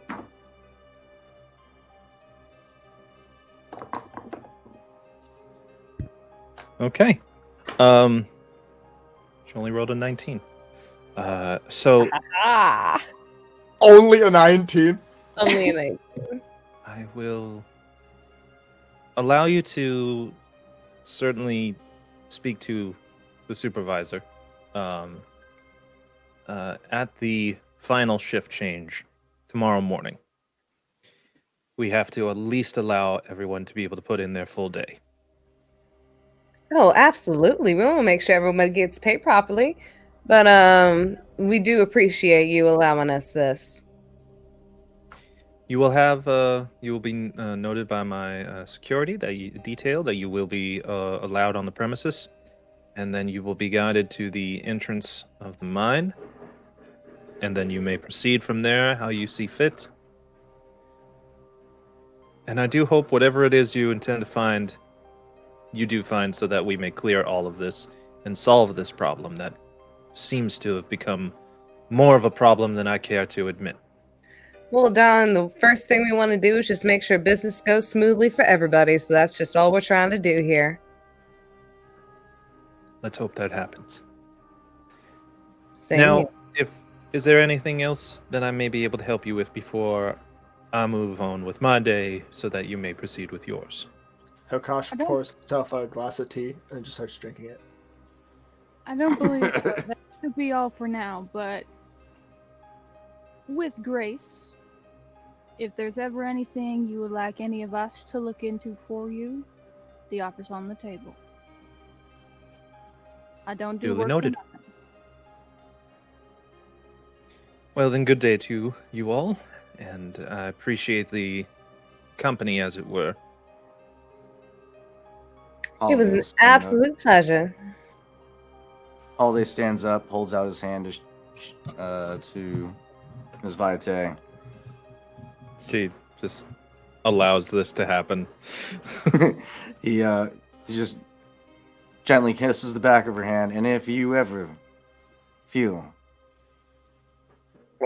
inclined to open any connections of business between the lumberyard and yourself, feel free to stop by my office at any time.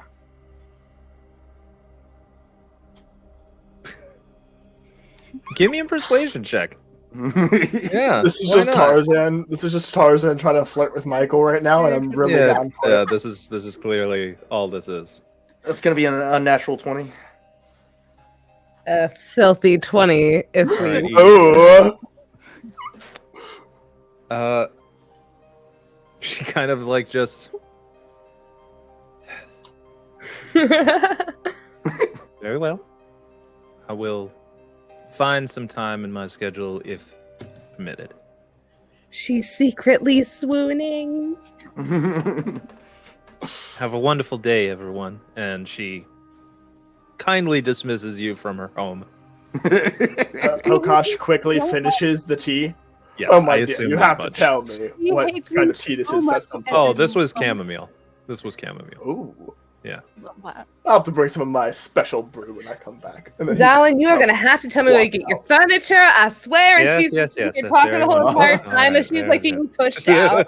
You I'm are legitimately just gonna have to be pushed out. Yeah, exactly. But also, Hokosh is pushing her out.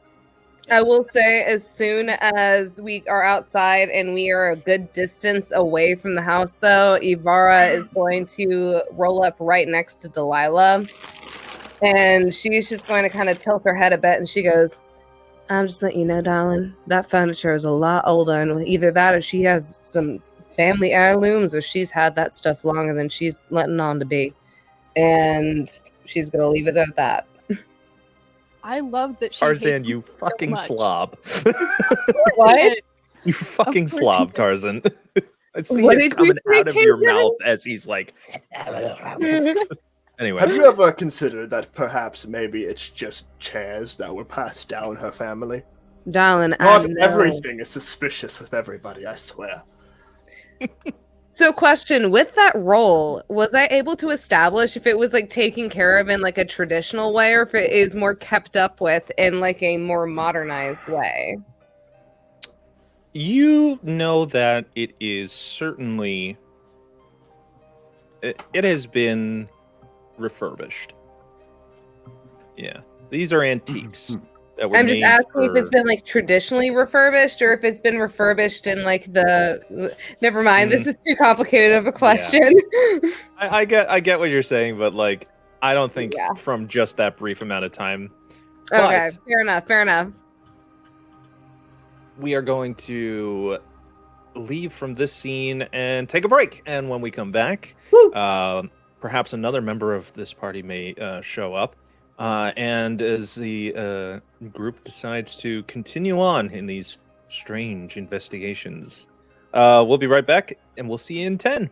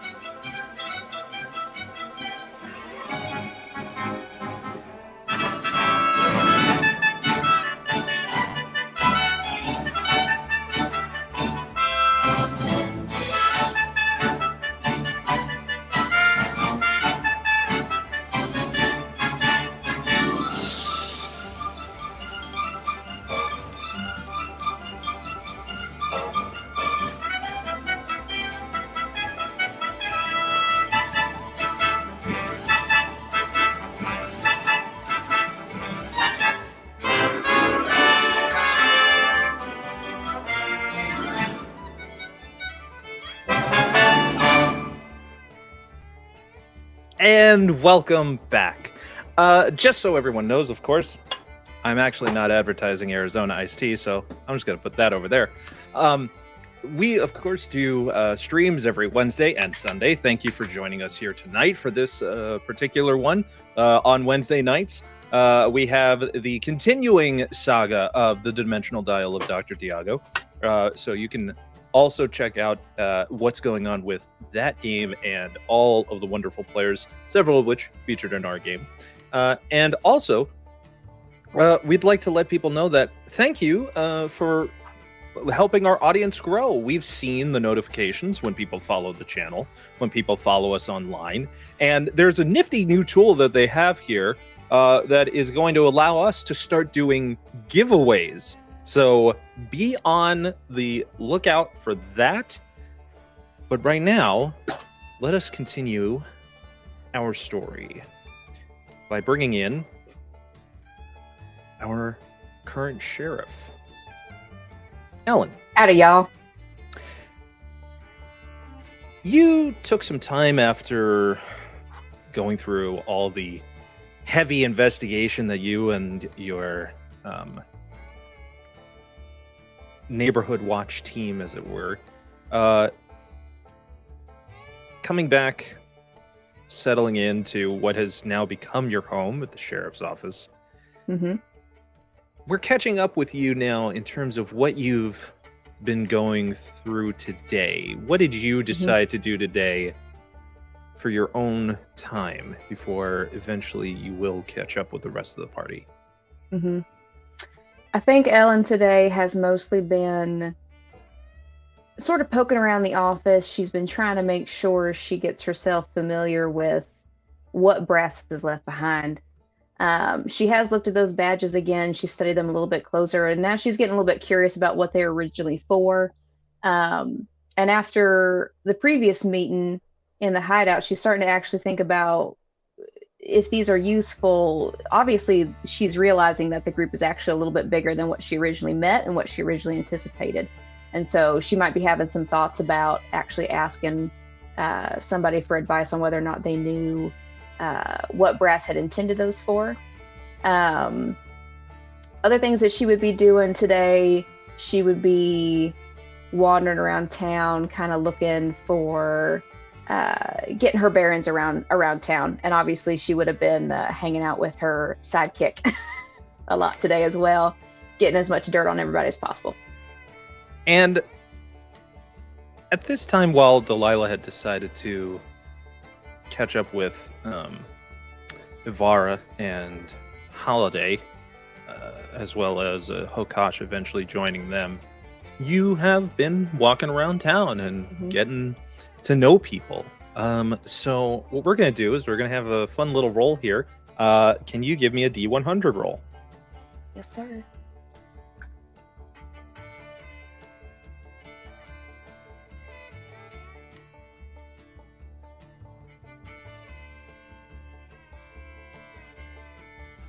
That is a 73.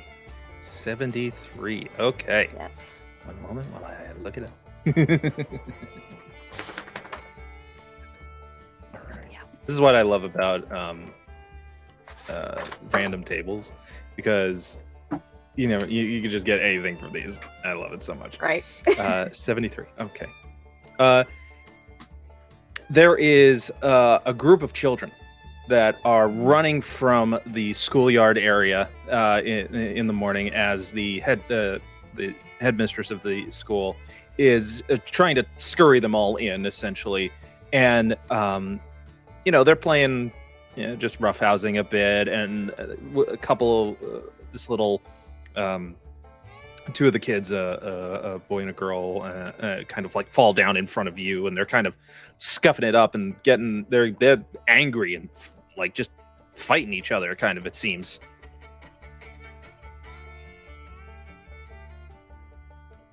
Is that my friend? Yeah, right at your feet. Okay. They're fighting right by you. As Ellen sort of is walking through and they sort of stumble out in front of her, she was like, hey, y'all, why don't you just like simmer down just a minute? Like, are we all right? No. What's this all about? She and you see like the one kid just like saying, she said that my mom is gossip and that she's spreading lies about everybody. And you can tell that this child is gnomish. And he's got like curliest hair. He's just freckles, like the very Opie. He's like he's got that look about him. And the girl, she's kind of just around the same height, probably human. She's got frizz and curl from humidity and heat, but she's just like, that's because that's what all your mama does, is she talks to people and she starts telling lies about everybody, and I don't like. And she's like, no, she don't. And they start like, as you're holding them, they're kind of like practically scrapping at each other again. All right, so she starts saying, all right, and she sort of pulls them apart even further, and she's like, hey, sit still. I mean it now. And now she sort of tries to let him go a little bit, and she just sort of like pulls up her pants a little bit and hunkers down. She gets low. She's going to approach the boy. Okay, now I understand that clearly she's been saying some things that hurt your feelings a little bit. All right, but here's the thing. This really ain't the way to solve it, is it? Don't you agree? Yes. All right, then.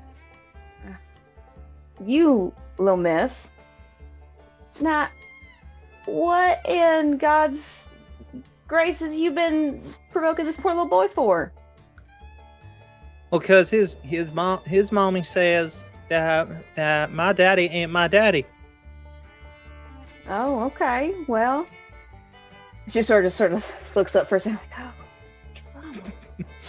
Damn. But All that's right, well, all that they all them good wins. All them good ones say that they start telling lies. Telling lies. Well, okay. Well, as far as I can tell, and she sort of looks at both of them. Y'all been just sitting here saying a bunch of awful, nasty things at each other and hurting each other's feelings. Yeah. Yeah. Yeah. All right then. Well, she sort No of eye contact. They're looking down. They are ashamed. she sort of leans back a little bit. Now, frankly, I just got here and I ain't met your mamas and your daddies. I can't tell you what's true and what's not true, but what I can tell you both is sitting here and being nasty with one another ain't no way to treat each other. And ain't no way to be assuming things about each other and making all this fuss. Now, I reckon that whatever mommies and daddies are up to, probably their own business. You two, on the other hand, how you two treat each other is your business. Don't you agree? Yeah. They're just in unison, or just like, yeah. All right, then. She sort of like pats the heads of both of them. Now, what can I do to get you to tell each other you're sorry? We don't want to get in trouble, so don't tell no one. So she sort of leans in close. And she pulls her hat down a little bit. Come here. I tell you what, this stays between me and you. I won't tell nobody what I saw today. But you need to promise to treat each other nicer. You understand me? Okay. All right. And little boy reluctantly like puts his hand out to just kind of like shake and apologize to the little girl. She takes a moment. She just quickly shakes it and then just runs back into the school. And he goes, Thank you, miss. You're welcome, sir. Go on. And my mom's a good woman. All right. If anyone tell you Henrietta Goodwin is just another gossip, you don't believe them lies. Alrighty, honey. Why don't you go on back to school, okay? He runs on back, trips a little, and just runs up back. She sort of straightens herself up. She goes, crikey. All right. So, is there anywhere in particular, as you've been going around town, that you're really looking to kind of check out? Mm-hmm. So, as she's been kind of like meandering her way about, trying to just get herself familiar with where everything's at, meeting the folks, she's also kind of in the back of her head, she's been looking for that clinic, and she's been kind of just wanting to just at least pass by and get a look on the outside. That way she can kind of look and kind of think and start to get the wheels turning on how the hell she's going to deal with the people that are in there. Okay. So as you walk outside the building that is known as the Institute of Arcana Studies and Research, you see that it is certainly next to perhaps, the House Kundarak Bank and the some of the houses in the Silver District in the area. This is definitely the nicest building in town.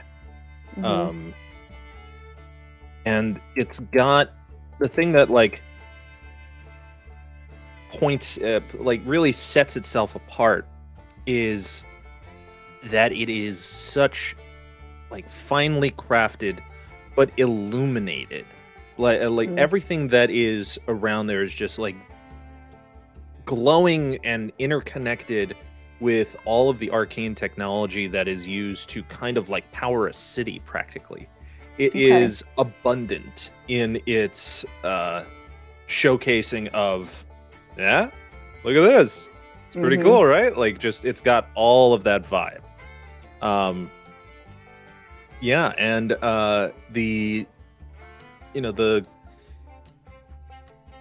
doors are almost hard to kind of determine where the front entrance is, because the way that it's crafted and sealed, as you kind of see some people going in and out, it's almost like just panels on a wall that separate and then close, and only for certain individuals who go in, who seem to be the ones that work there. So there's some sort of crafting in there for the doors to be able to identify and allow entrance for only particular individuals.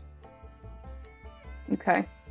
So Ellen's just kind of been strolling by, and she's got her hands in her pockets, and she keeps kind of looking down, and she's sort of just trying to make herself walk in a way that's a bit on the meandering side. She tips her hat at a couple people that pass, and she's been sort of taking in how people are coming and going. Okay. And does she notice anybody who looks important going in and out so far? Anybody that piques her interest? I would say that, give me a perception check. You got it, boss. Oof. That's a 9. 9. It just seems as though these are the on the very small handful of people that you've observed going through, it feels like they are just people who genuinely just work there and go out of their way to just look as unimportant as they can. Okay. Would there not too far? Yeah, I was gonna say not too far. You kind of like in a good observing area from the market district that you're looking from, and the only thing that has a regular routine of entry in and out are the local servicemen of the New Galifar Army, which has a base here in Fort Liberty, which is not too far in the front of the Institute building. It's about a good, 3-lane path wide for transport to distance between the back of the fort and the front of the entrance of the Institute. Okay. Because looking around, what she's also trying to get a sense of is if there's any quieter points around the Institute. Like, are there any alleyways that go beside it, or anything where she could work her way to the back? The way it seems designed, just from front observation of it, this is the main entry point in and out where people are going. Because behind it feels like the bordered off area where the town ends. Okay. So it seems to have been positioned specifically. Okay. So she sort of notices this, and she's sort of taken in, she sort of starts thinking to herself, it's really only one way in and out of there, isn't there? I ain't seen nobody that looks like they're that high up on the food chain coming in and out. Reckon I can't really get behind. You hear a voice. Thinks to herself, who are you speaking to? As an old individual is walking by, just brushing off the front porch of his store that he sees. She sort of tips her hat at him. She goes, "Howdy there. I'm your new sheriff, Ellen. I just chit-chatting to myself. Nothing important." Yeah. That's great. What you looking at?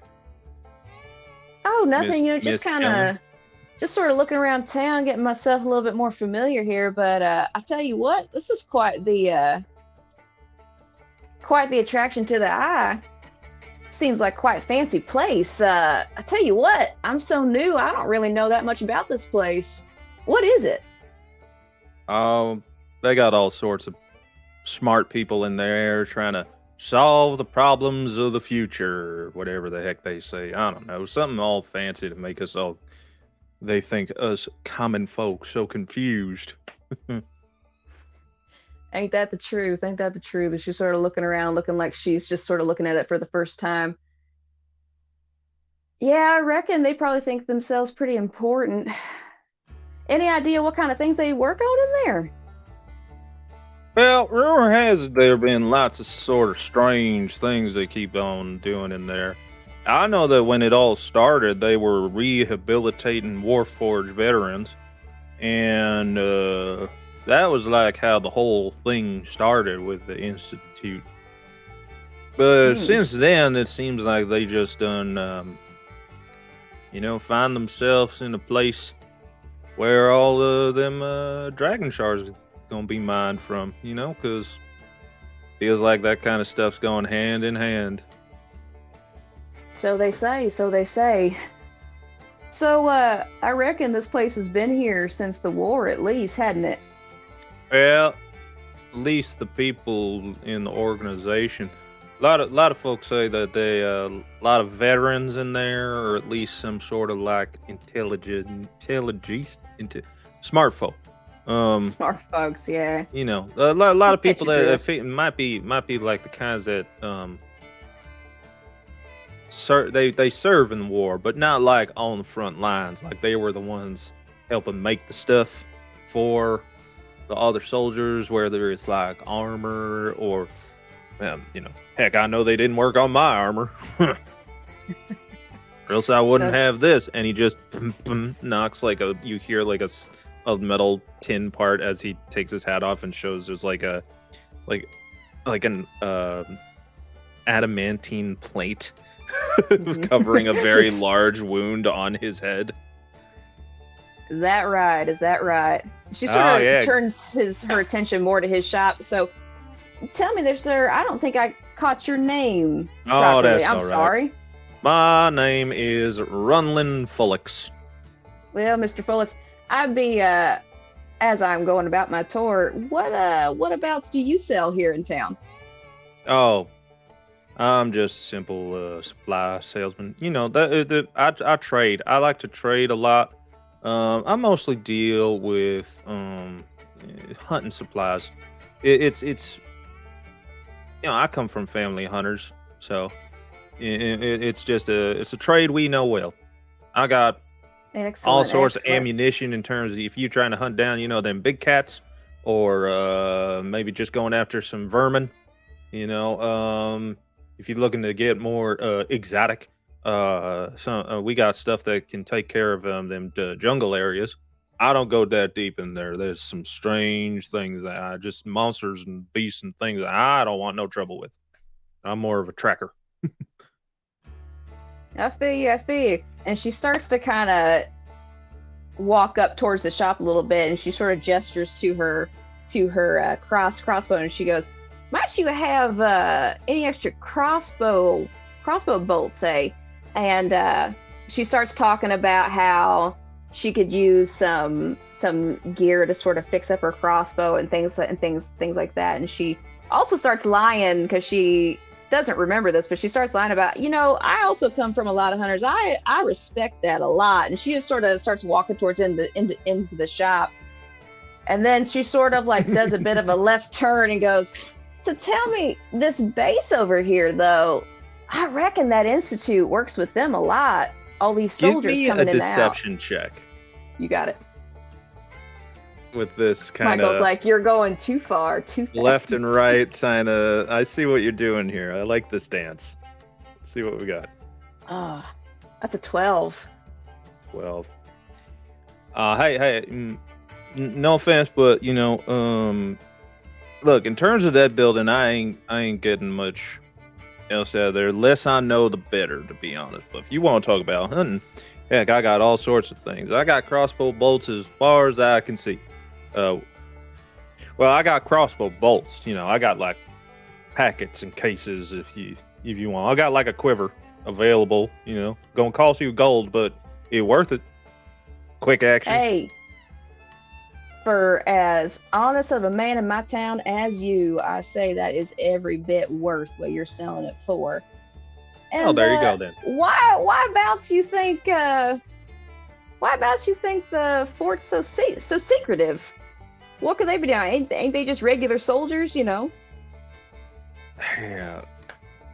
Now, Sheriff, I might appreciate your candor and your politeness on, but to be honest, I mean, if the feeling I get is if the less that I know, probably the better, because I'm still here and it lasted me this long. Yeah, that's fair. That's fair. And she sort of reaches into her coat and sort of flicks that gold piece at him. But as she does that, she actually gets real close to him. She tips her hat down. I understand you staying out of the way and all. And frankly, I understand you saying the less you know, the better. It's probably safer that way. But frankly, sir, given my position, would you agree that it's necessarily best if I know as little as possible? Might you help your sheriff out just a little bit? Give me a persuasion check, and I will say it's with advantage because you just tossed him a gold. No haggling whatsoever. Which one did you want me to do again? Persuasion. Persuasion, you got it. With advantage? Yeah. Oh, thank God. Oh. 9. All right, well. You want to know some real things? I mean, you want to know some real things about what the police might be doing? Come on now, you know I want to know. Well, if you know, you ain't hear it from me. Of course not. You're just my simple gears guy. I think they're hiding something in there that they don't want us to know about because it ain't from around here. It's from up there. Starts pointing towards like the sky. Think about it. What you mean like up there, I'm talking about them, you know, the squiddly like people that can suck out your brains and, you know, just they're from a whole different side of the realm space or whatever they got. Jumping around on them ships that all they gotta do is sit in a big chair, think where they want to go, and then they just go. That ain't natural. I tell you what, that ain't the way that we travel. It sure as hell ain't. And she just sort of thinks for a minute. She's just sort of looking up at the sky, going, "Well, damn, that was a waste of a gold piece." You know what? Frankly, I think that's a solid theory you got there. And she goes to shake his hand. I appreciate you. And I appreciate you keeping me on the inside, you know, getting to know the place and all. And she just sort of goes like, "You have a good day. You hear me?" You too as well, and be on the lookout. You know what I mean. You know I'm gonna, yeah, you know. And she just sort of like starts strolling away like, oh, shit. It's about that time that you see a familiar face approach. Sister Mira, you happen to be in town, and you catch Ellen, our new sheriff, coming out of the store of a local kook, Mr. Runland. Just turned. Imagine if you had rolled higher and figured tell him what he really knows.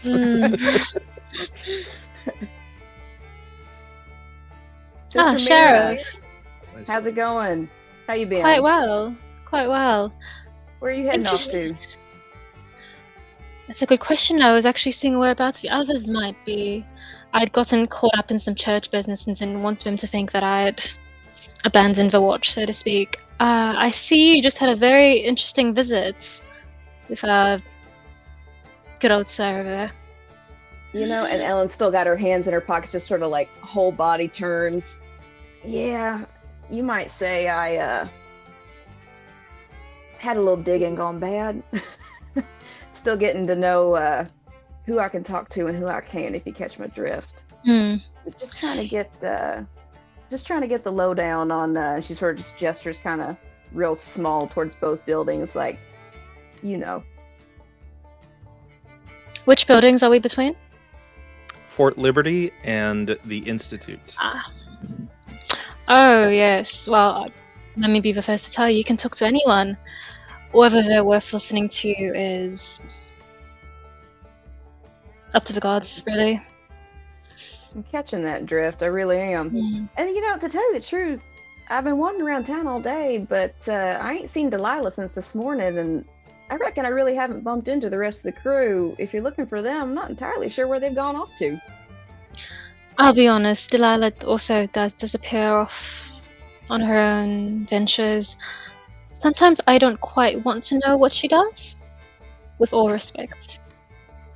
That's fair. That's fair, Mira. Well, I'll tell you what. How you feel about going and tracking down some of them together? We can do that, for sure. Was there anything you needed help with? Well, frankly, she sort of leans in close. I just can't reckon how the hell anybody's going to get any information on their institute. And I've been shadowing here for just a moment, but frankly, I don't like the way these two seem to interact with each other. And she gestures towards the fort. But frankly, standing out here ain't getting me anything I want, and hell, talking to the locals didn't get me anything I want either. So I suppose going back to the group might be a good idea, but frankly, Mara, I can't seem to get a good grip on how the hell we're going to get in there. Having been here for some time, DM, does Mira have any idea what sort of reputation the Institute versus the Fort have in terms of how they interact, whether they interact at all or have some sort of competition?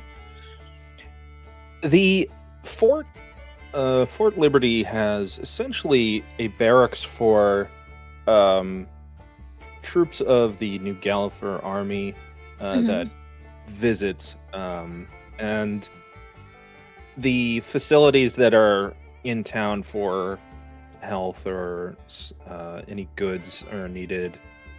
These are the ones that you see primarily any armed or armored soldiers interacting with.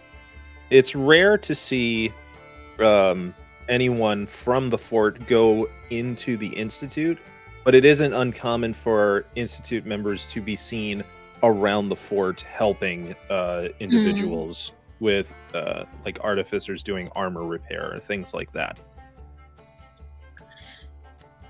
I've noticed that most in this town tend to stay within their own set lane, so to speak, their own niche specialties. The fort people tend to keep to themselves, but it's not uncommon for those who might deal with artificers to go lend a hand. An insider's job might be the most suitable. You wouldn't be the first newcomer to have a difficult time prying any sort of information from the locals. Even those who've been here for a year or two struggle at times. I also think it may have to do with how many newcomers we've had within such a short amount of time. Naturally, the townsfolk could be suspicious. A little stirred up. That's fair. That's mighty fair. You say artificers can be useful? Yes, perhaps stylists might be a better I have aid. to say, ain't we got a couple of them on hand? Yeah, I reckon it's a good time to have a little chat with one of them. Sounds like that could work. Fair enough, darling. Who were you wanting to find? Quite really anyone. I feel like I've lost so much time in between my duties to the church and what we needed to do that I don't know, and I'm sorry that I can't tell you more. That's all right. It's all right. Seems like, from what I gathered the other night, everything's a bit on the confusing side. Well, seeing as how you've been around longer than me, whereabouts do you think we can find them all? Where's the best place to look? The tavern. It's about this time that a voice you've recognized, Sister Mira, a female voice, one that you kind of regret hearing because you hear it every service weekly, And it's Henrietta Goodwin once again coming up. Sister Mira, I have a complaint that you need to be. Hello, Sheriff. And it is a dwarven woman, gnomish woman, who is red hair and freckles, not unlike the child that you encountered, Ellen. Sister, if I may, Henrietta, you amaze me. I have once again heard that there is trouble coming across in this town with our children in that school. No. They are just What have you allowing heard? each other. They are just allowing each other to just say whatever they want. Do you know what them kids are saying about me? Do tell. That I go around spreading rumors. No. I do nothing of the sort. I am a conversationalist. Mm. I am someone who just observes, hears, and retorts. But I certainly am no gossip. Of course not. So what I am doing out of the kindness of my heart is I'm asking you to pray for them. Always. Where did you hear this information from? Well, you didn't hear it from me. And then she then proceeds to tell you virtually every member of the congregation that you know has said to you does not like her.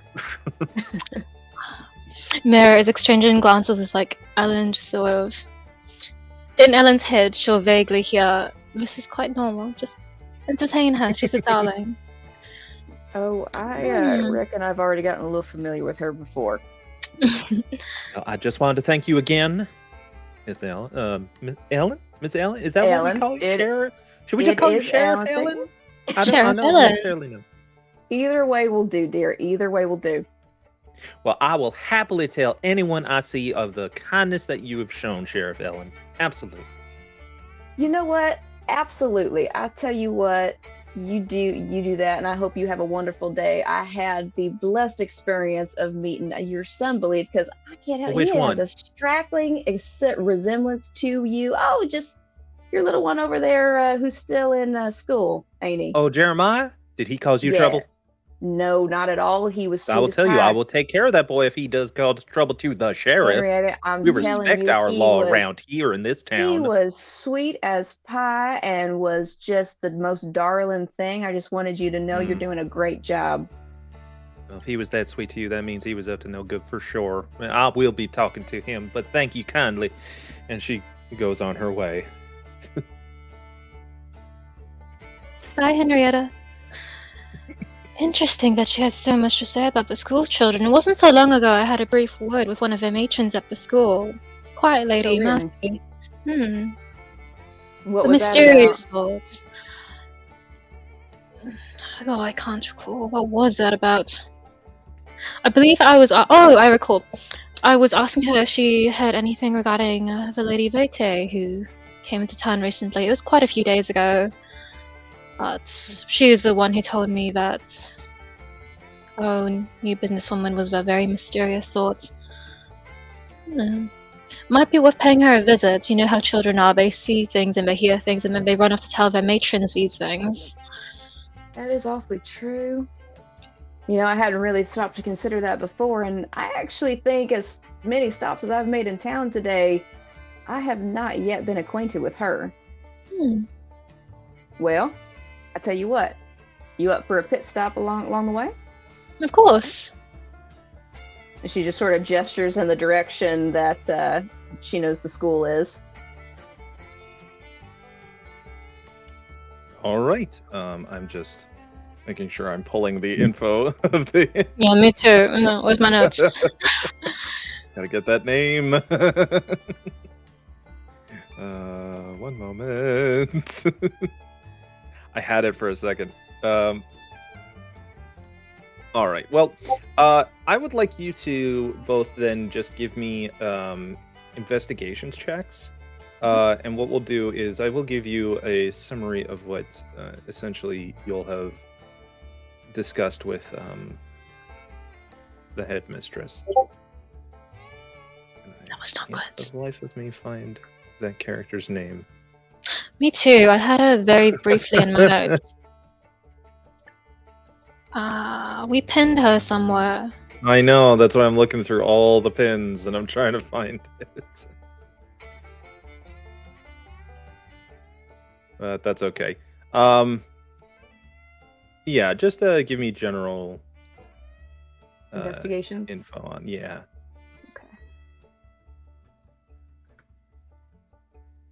Okay.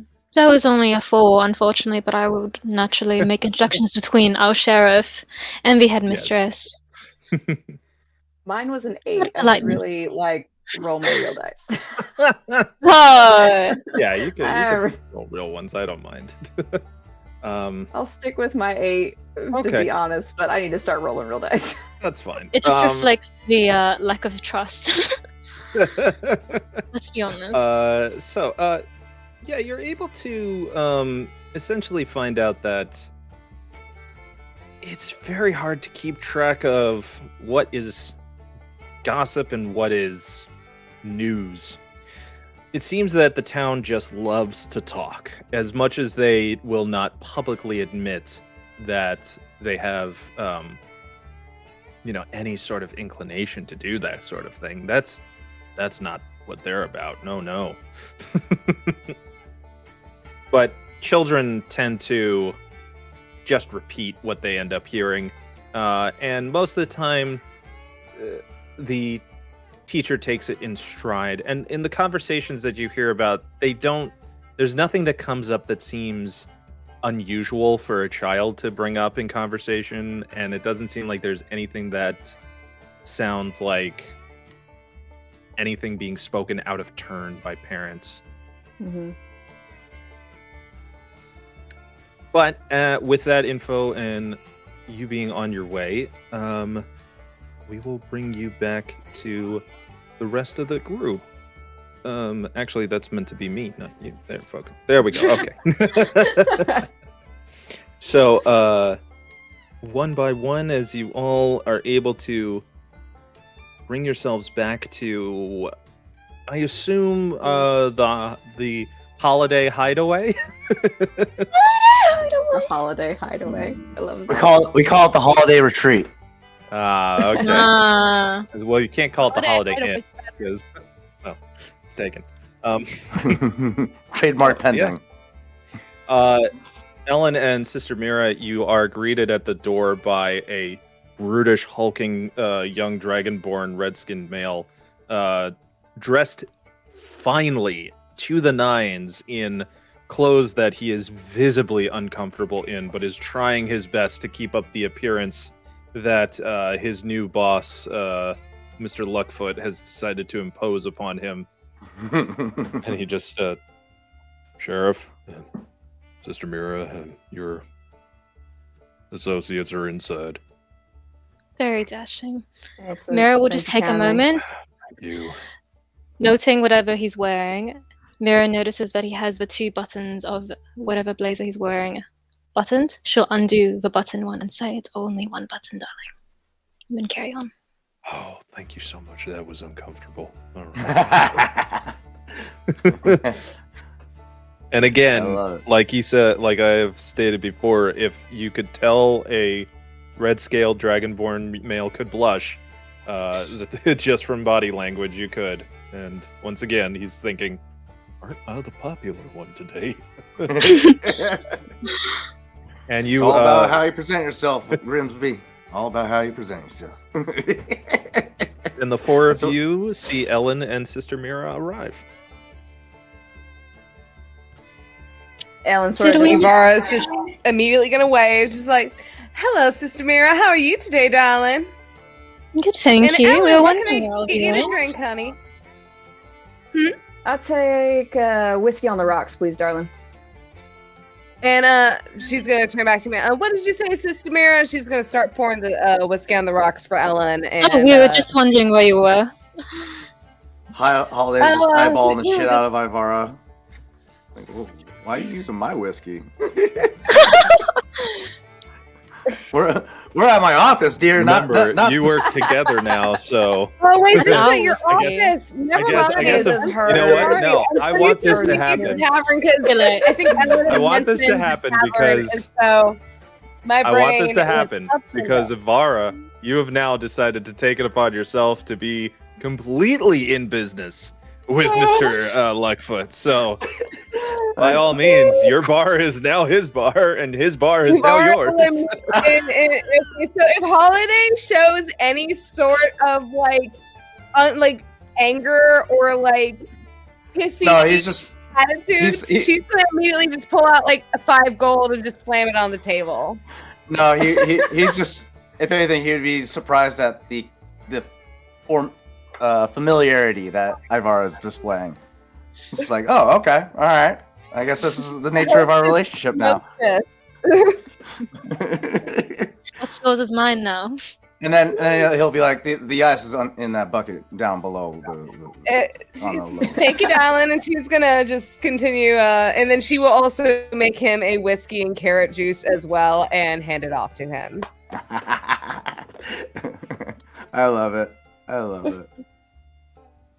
Hokosh is just gonna nod at Ellen as she walks in, and then kind of like stand up pretty hastily when he sees Sister Mira come in. Oh, my dear, how can I help you tonight, if I can help you at all? Relax, oh gosh, it's fine. In terms of drinks, just whatever's non-alcoholic and cold. I think I did stash some elderberry cordial over there. It's good. Miss Dia. Miss Mira. Dear God, you've broken the wall. That fourth one over there that no one talks about. Hokosh is just gonna sit right back down. Delilah honestly doesn't even notice that anyone new walked in. She's just sat down flipping through her notes. Ellen will notice this immediately and nods at Ivara and takes her whiskey, but then just immediately like makes a slow but steady beeline for Delilah and sort of just taps on the table a little bit. Delilah, dear. Sure. Yeah. What you been looking at? I haven't seen you since this morning. Well, I stopped by the tavern, you weren't there, and then we got into some business talk. Business talk. She sort of sits that? down in a kind of ease on down kind of style and just business talk. What kind of business talk? You remember that journal we found at the mines? I do. Hard to forget. Tarzan, seriously. I at least put mine on mute, you savage bastard. I didn't do anything. What are you talking about? In character. She'll just kind of flip to some of her more recent notes that were probably scribbled down when they got here. Well, we found the name of the gentleman that we got the notes from, that dead body.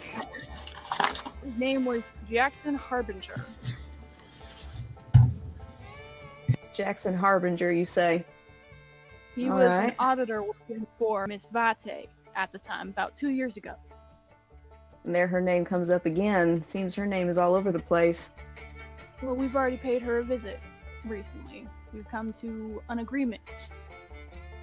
Oh? And she sort of gestures her hands as if like, you didn't think to call me, huh? Didn't think I wanted to come along. I'll introduce you later. I can get you all the information. It's later. Fine. All right, fine. What happened with her? So we informed her on some of the things we found out about the mines, the inscriptions on the walls, the paper trail we found, some of the things we've seen occurring in people working at the mines. We came to an agreement that, Michael, remind me, today or after tomorrow, there's going to be. This is still the same day. This is post conversation. So what she had said is that tomorrow morning, starting then, the mine will be open for you to investigate. Okay.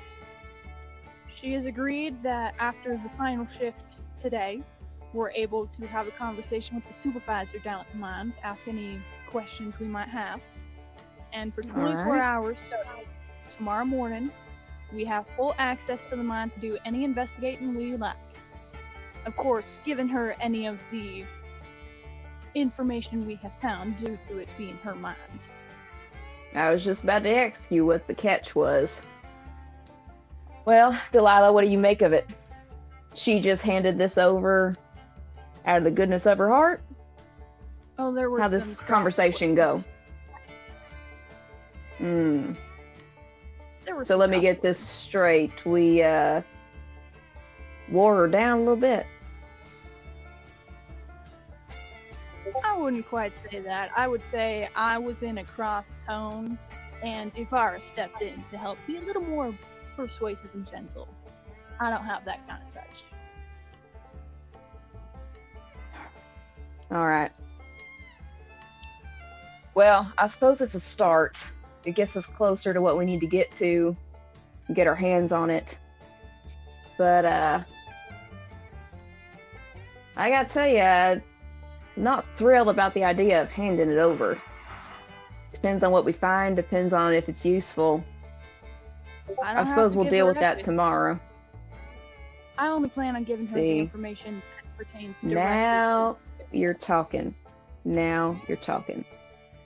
All right, and she sort of looks up at the rest of the room. Who all's going tomorrow? We got that decided or not? Delilah, of course you. Obviously me. I'll be joining. Ivara, excellent. I love how, like, interview in some an of the in-game individuals way, yeah. in an in-game way, you've basically asked, okay, who's playing the next session? Pretty much. Who's here next week, huh? We will be here. Pretty much Delilah decided that she is not Ellen the does one want to to know interview who her somebody team else. is right now. I've heard so much about these mines. I am most curious about what's actually going on inside. I think it might actually be beneficial for you to come along. There's some magics you have in your deck that might be useful down there. Then I will also be coming.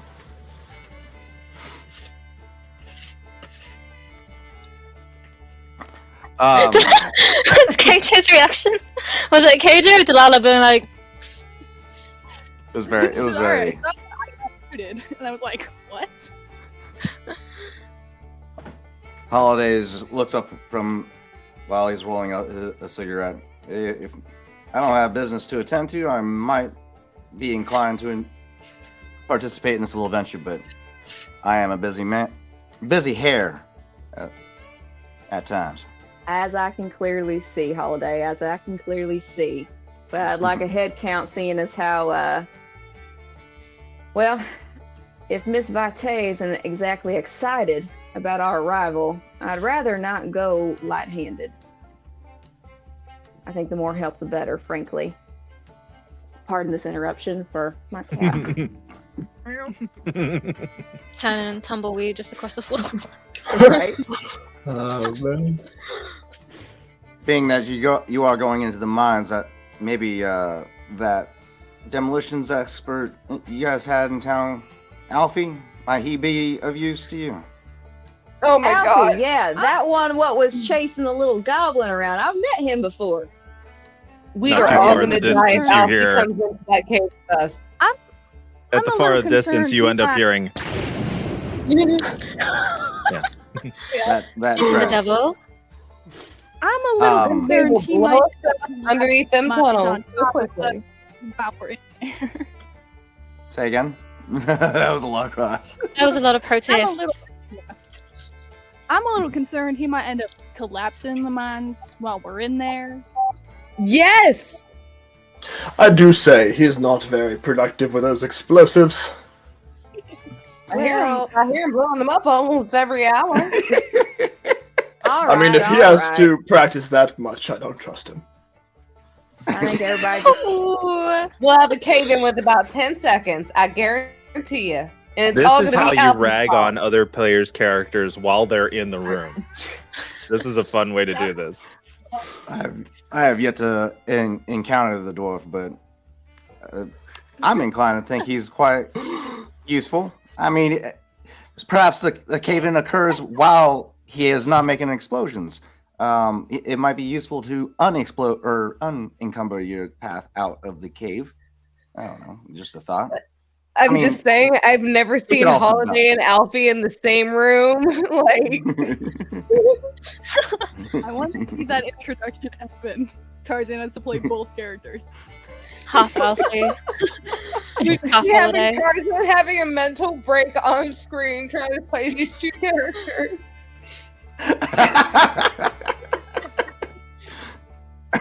I can't help it. I love the guy. I basically just realized that, like, as you were defending your other character, you dropped any bit of Holiday. It was just like, this is Tarzan speaking now. I don't care what anybody says.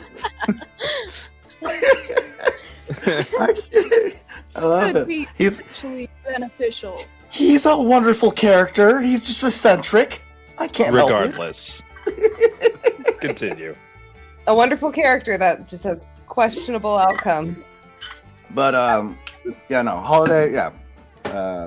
Suppose he could be potentially beneficial. I'm just saying, I'm a little worried that that could be a potential possibility. Well, frankly, and Ellen just sort of tips her head again. Frankly, as the newest member of this party, I'm worried about every single one of y'all, as all of my first impressions have been strong. So listen to me when I tell you. I say we put a cap on the dwarf, take him with, and if we need him to blow some of them in case we get trapped or what have you, I'd rather have his gear with us than not with us. I say, if he wants to go along, he comes along. Frankly, I'm gonna tell you right now, if any of them want to go along, they come along. I don't see how keeping any of the watch out is very useful to any of y'all, and I would like it if y'all would pull your damn heads out of your asses. Miss Ellen, I'm not saying that our heads are up our asses, but I'm also going to tell you nobody's going to be telling Alfie when or when not he's going to just blow something up. So Ellen, you just really takes want that both kind of feet wild and she just card sort of, like, inside slaps. mine where we can be buried alive? I'm sorry, I got girls to take care of, and that man has lost his noggin so long ago. Do you not hear him out in the desert? He has lost his mind. I've seen him running in the nude.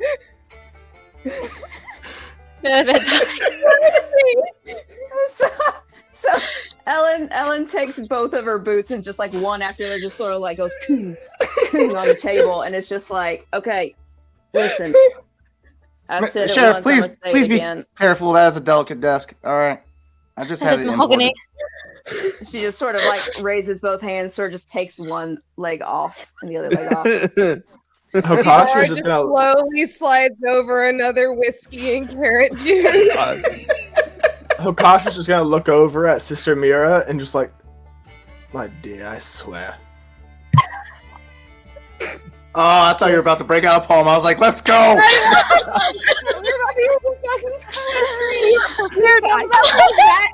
was about to get in the zone. I was like, let's go. Let's break out this poem. There is a knock at the door. God damn it. We can put a dwarf leash on Alfie, quite frankly. And there, just slowly poking his head in, is your wonderful assistant Holiday, as Grimsby just checks in. And I'm sorry, I didn't mean to interrupt, Mr. Holiday. Scar, Mr. Luckfoot.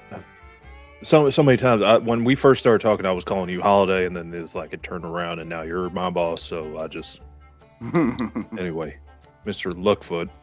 I don't mean to interrupt, but I was just wondering if y'all needed me for anything.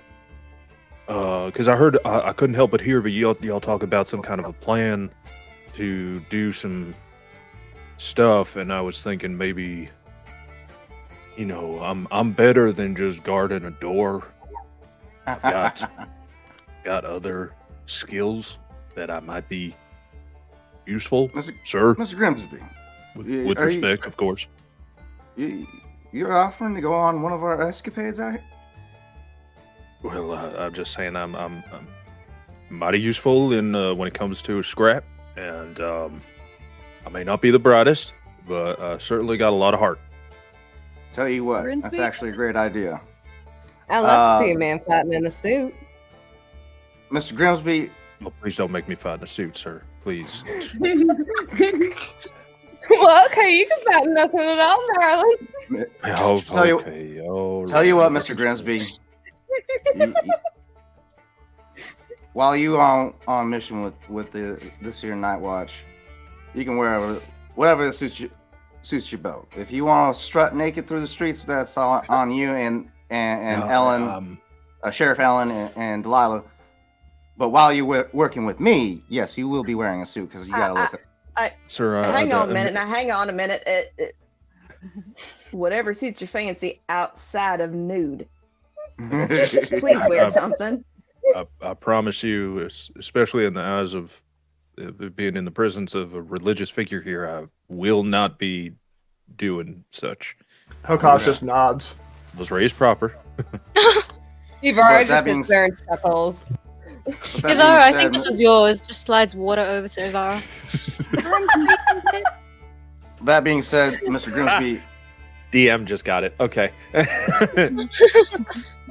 that being said, Mr. Grimsby, we are talking about including a very eccentric dwarf into the equation. Might I inquire that you keep this rather rambunctious individual from causing unnecessary calamity while down in the mines? You know, just keep him from blowing things up unnecessarily. Oh, okay. You know, you could have just said it the second time, just straight ahead that way, and I would have been fine with that. But yes, sir, I absolutely can do that. Oh, God. The name's Grimsby, right? Yeah, yes, it is, Miss Armstrong, ma'am. Just call me Delilah. I ain't no fancy. Yeah, absolutely. You say you're more rough and tumble. Are you more strength than anything else? If I'm picking things up right. Well, I mean, you know, they hired me at the lumberyard because I was good with an axe, and that's what I maintain. So I'll bring it with me. You want to see this man cleave somebody in two? He can get the job done. Hopefully it doesn't come to that. I'd like to keep all the citizens of this here town alive and well. Thank you. I kind of left that life behind a while back. Ain't no merc no more. We could definitely use you. A little bit of muscles, never bad. Much obliged. And if you wouldn't mind, my good sir, do you wear armor or do you prefer lighter equipment?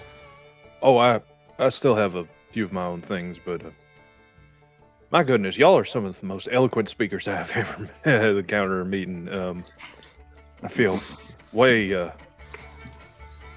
this might be way above my pay grade now that I think about it, but Hey now. Working for Holiday, he'd be used to this sort of thing.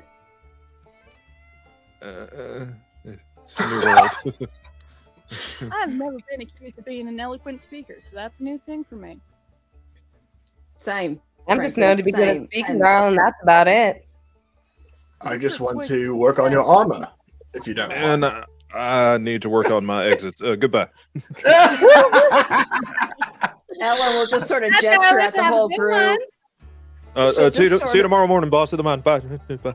She'll just sort of gesture at the whole group like, well, now you see what you done did? You done scared his ass off. All these damn questions we had. Look how tall that son of a bitch is. We could have used him. Yeah, he's like No. 7 foot. Don't We worry. can still use him.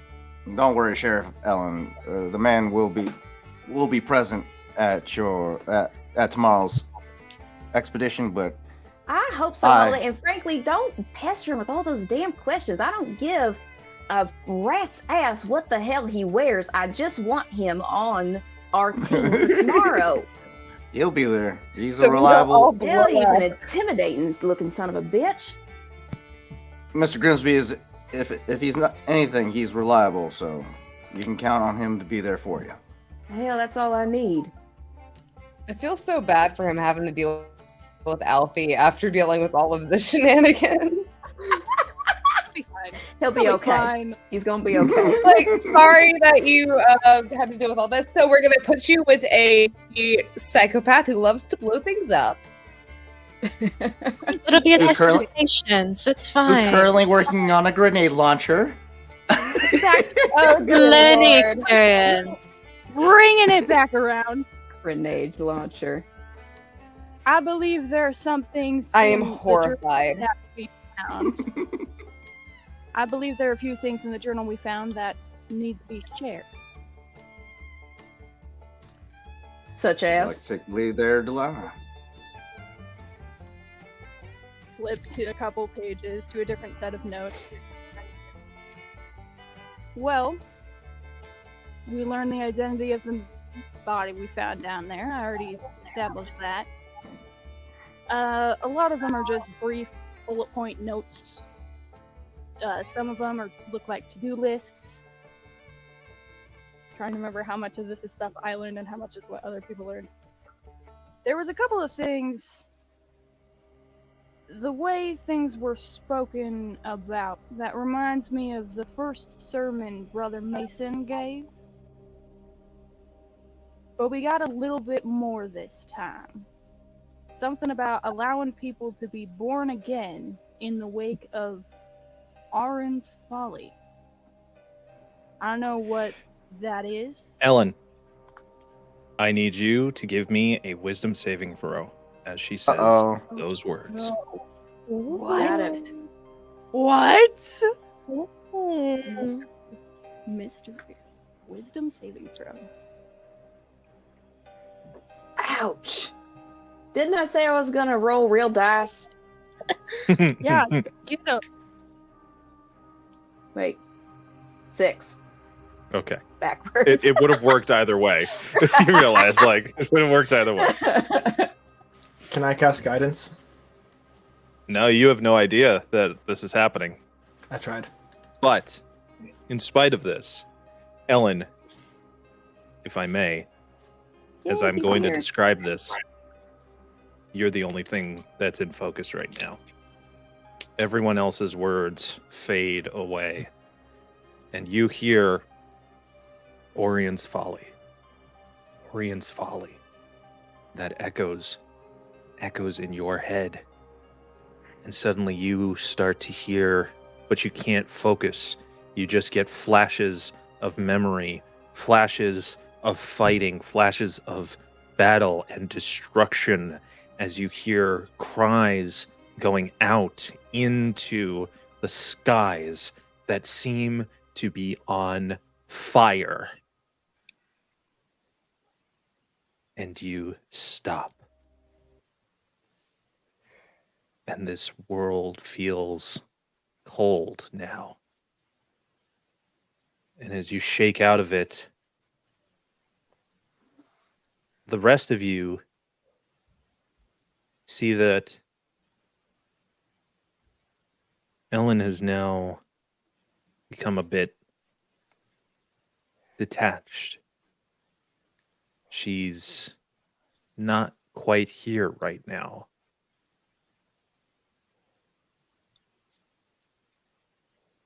Delilah, you look and you see the familiar sight that you've seen many a soldier go through when they remember what happened to them on the day of mourning. Holiday, the concern you see come across the face, the look that Ellen had in her eyes as if she had seen the scariest thing she had ever seen before in a flash.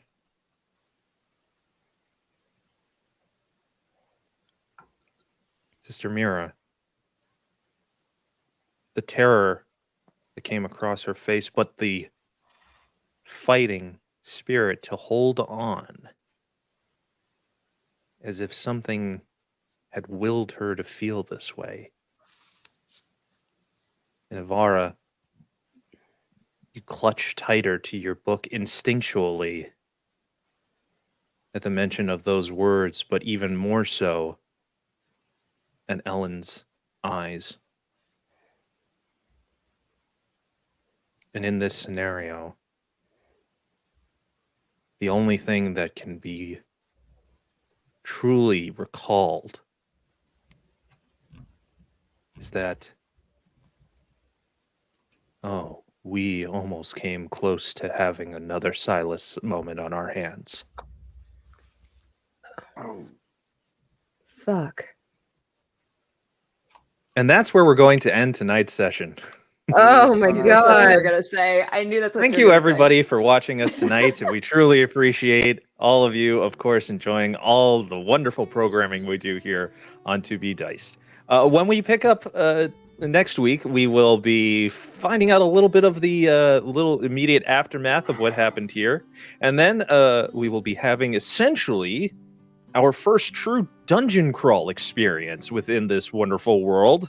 So be sure to tune in, find out what goes on, and we will see you next time because we're here for you to be diced. We will see you next time, everybody. Bye bye.